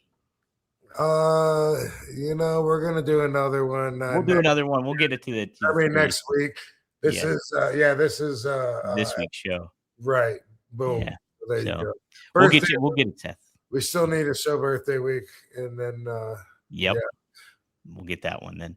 Bankroll tees, $5. Whoop whoop. Let's get RVD and JCW must see TV. Vince with RVD can make a great story. We're going to be at the show in Detroit. Yeah, Vince, it's going to happen one day. I guarantee you, one day it's going to happen. We've been talking. Yeah, trying to make it happen. Making it happen. All right, only a few more here. Julian's Funhouse. Thanks again, Violent J. Check out Cartoon Boderon. He's a dope rapper in the Juggalo community. Okay, what's his name? Cartoon Bondurant. Cartoon Bondurant. Okay. Yeah. For sure. So there we go. Getting the shout outs there. Sam Murray, 1 BLIM. $4.99. Rob, after your matches on Raw, did you dread walking through the curtain to see Vince, Bruce Pritchard, or Michael Hayes, etc.? Did you ever get that? Oh God. What's gonna happen? I was gonna say like almost never. I don't know if that ever did happen or not because I usually didn't have bad matches. You know what I mean? So usually it's a good thing. Usually I come through and I look for their approval and their applause. Them say, "Hey, good job, good match," and that's normally what I would hear. I do remember kind of dreading it one time when first year when I'm there, so like 2001 when I was stiffing everybody's getting injured, getting the Van Daminators getting busted open, and the internet wrestling community was on fire. I had a match with Kurt Angle and I gave him a leg drop when his head was hanging over the announcer's table, face down, and it busted his chin open, and he was bleeding. And I was thinking, because I had been hearing or reading about all this bullshit about getting heat, although no one said anything to me, but I was reading about it and shit. So I figured, well, I did hurt, Booker T and Raven and Test and Austin. And I was like, they might, I don't know, maybe they might not be happy with me. I don't know. And I went up the ramp. And when I saw Vince, I remember saying, and I have no idea why I called Kurt his boy. I have no idea. But I said, "Hey, man, sorry I hurt your boy." And he said, "Well, he'll learn to turn his chin next time, won't he?"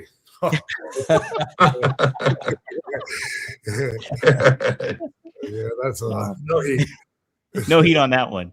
No. Vince, how much did you get like that? Oh God, I'm gonna get it from Vince on this one, or somebody else that maybe you're working with in the writing room. Man, I remember the one thing that stands out in my mind, and I'll never forget this. Do you remember the segment with Mick and Rock? This Is Your Life. Oh, 100%. Yes. Bro, that was the highest rated segment in the history of Raw. It did like an 8.4.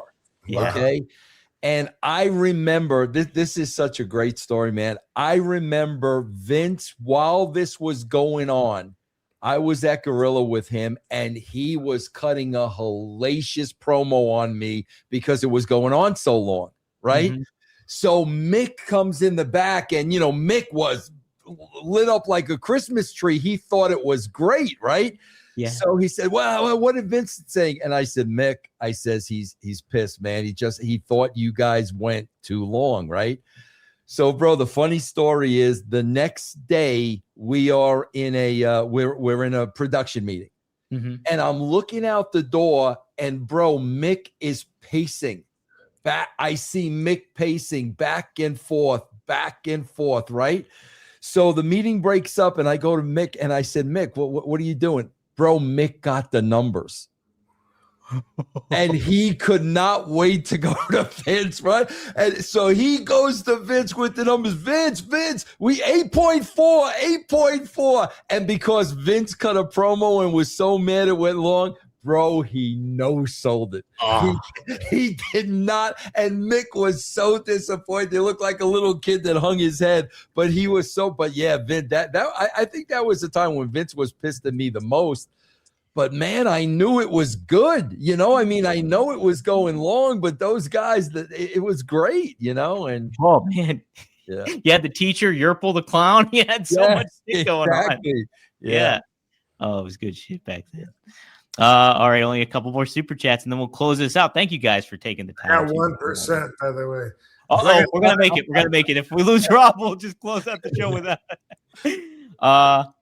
R. Willis, thank you for the $5. JCW and GCW was the best War Games match this year. I was there in Atlantic City, Juggalo since 1996. Wow. Philly needs some JCW. Happy holidays, Rob, Nick, that's me, Vince, and Rob. Holidays.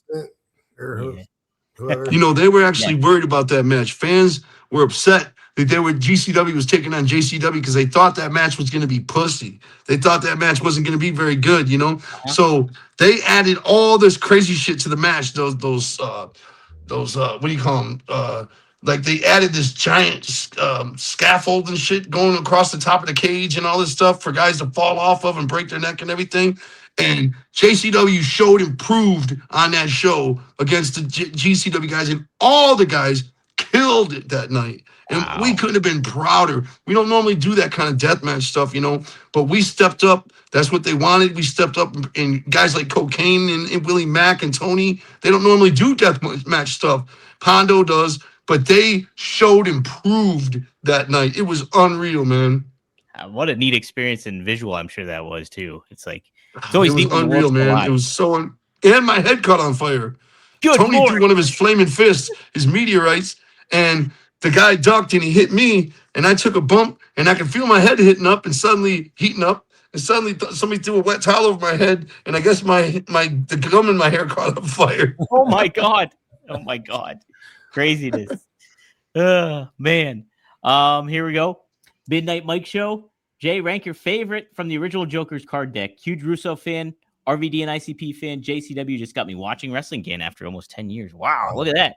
That's original nice. Joker's card deck. Explain that, Jay, if you know. Joker. Our albums are called Joker cards. Oh, okay, cool. And they're usually a black cover with a clown face on it. Mm-hmm. And we always said there's going to be 6 Joker cards in the first deck, 6 in the second deck, and 5 in the last deck. And so right now we've just finished up the second deck, and we're going into the third and final deck. There'll be 5 more albums before we're done. But my favorite Joker's card thus far is the Shangri-La album. The end of this first deck of 6, just making a record about heaven was so tranquil and wonderful to be in that mind state every day, writing all that music and making all those songs about heaven. It just, our whole lives, I lost all kind of weight. Like I've never been happier being in that mind frame instead of being in like the mind of a serial killer to write the music, to make it, have the freedom to make an album about heaven was just the best time in both Shaggy and my life. You know what I mean? That's awesome. Hands That's down. awesome, dude. That's super Yeah. awesome. Well, I got to check that one out. I like that. Yes, the Shangri-La album. Shangri-La. All right. All right. Somebody says bring JCW to New Orleans. They want it to New Oh Orleans. yeah. Big Horse Legs does want that. That'd be sweet. No and then less. thank you for the $2, Dan. And then we'll close it out with this one.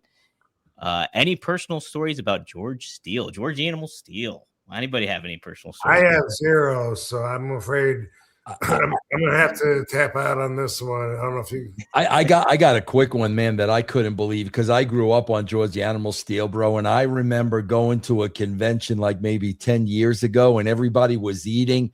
Bro, he was sitting there eating by himself. Oh. And I'm like, are you freaking kidding me? So I went there and I sat next to him and he was telling me, you know, stories about the Shea Stadium shows where, you know, he said, bro, there was so much heat on him as a heel.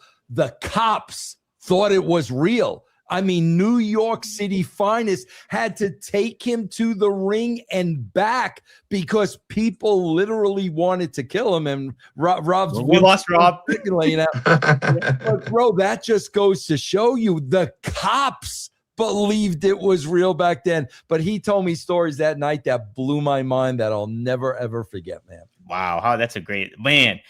I think in a full circle moment, like John Cena's last match, I think he was Bruno's last match in 1981 before Bruno returned later. Wow, that's interesting. Yeah. How about that? Yeah. Well, cool. Guys, geez, thank you so much for taking the time to do this and be a part of this all.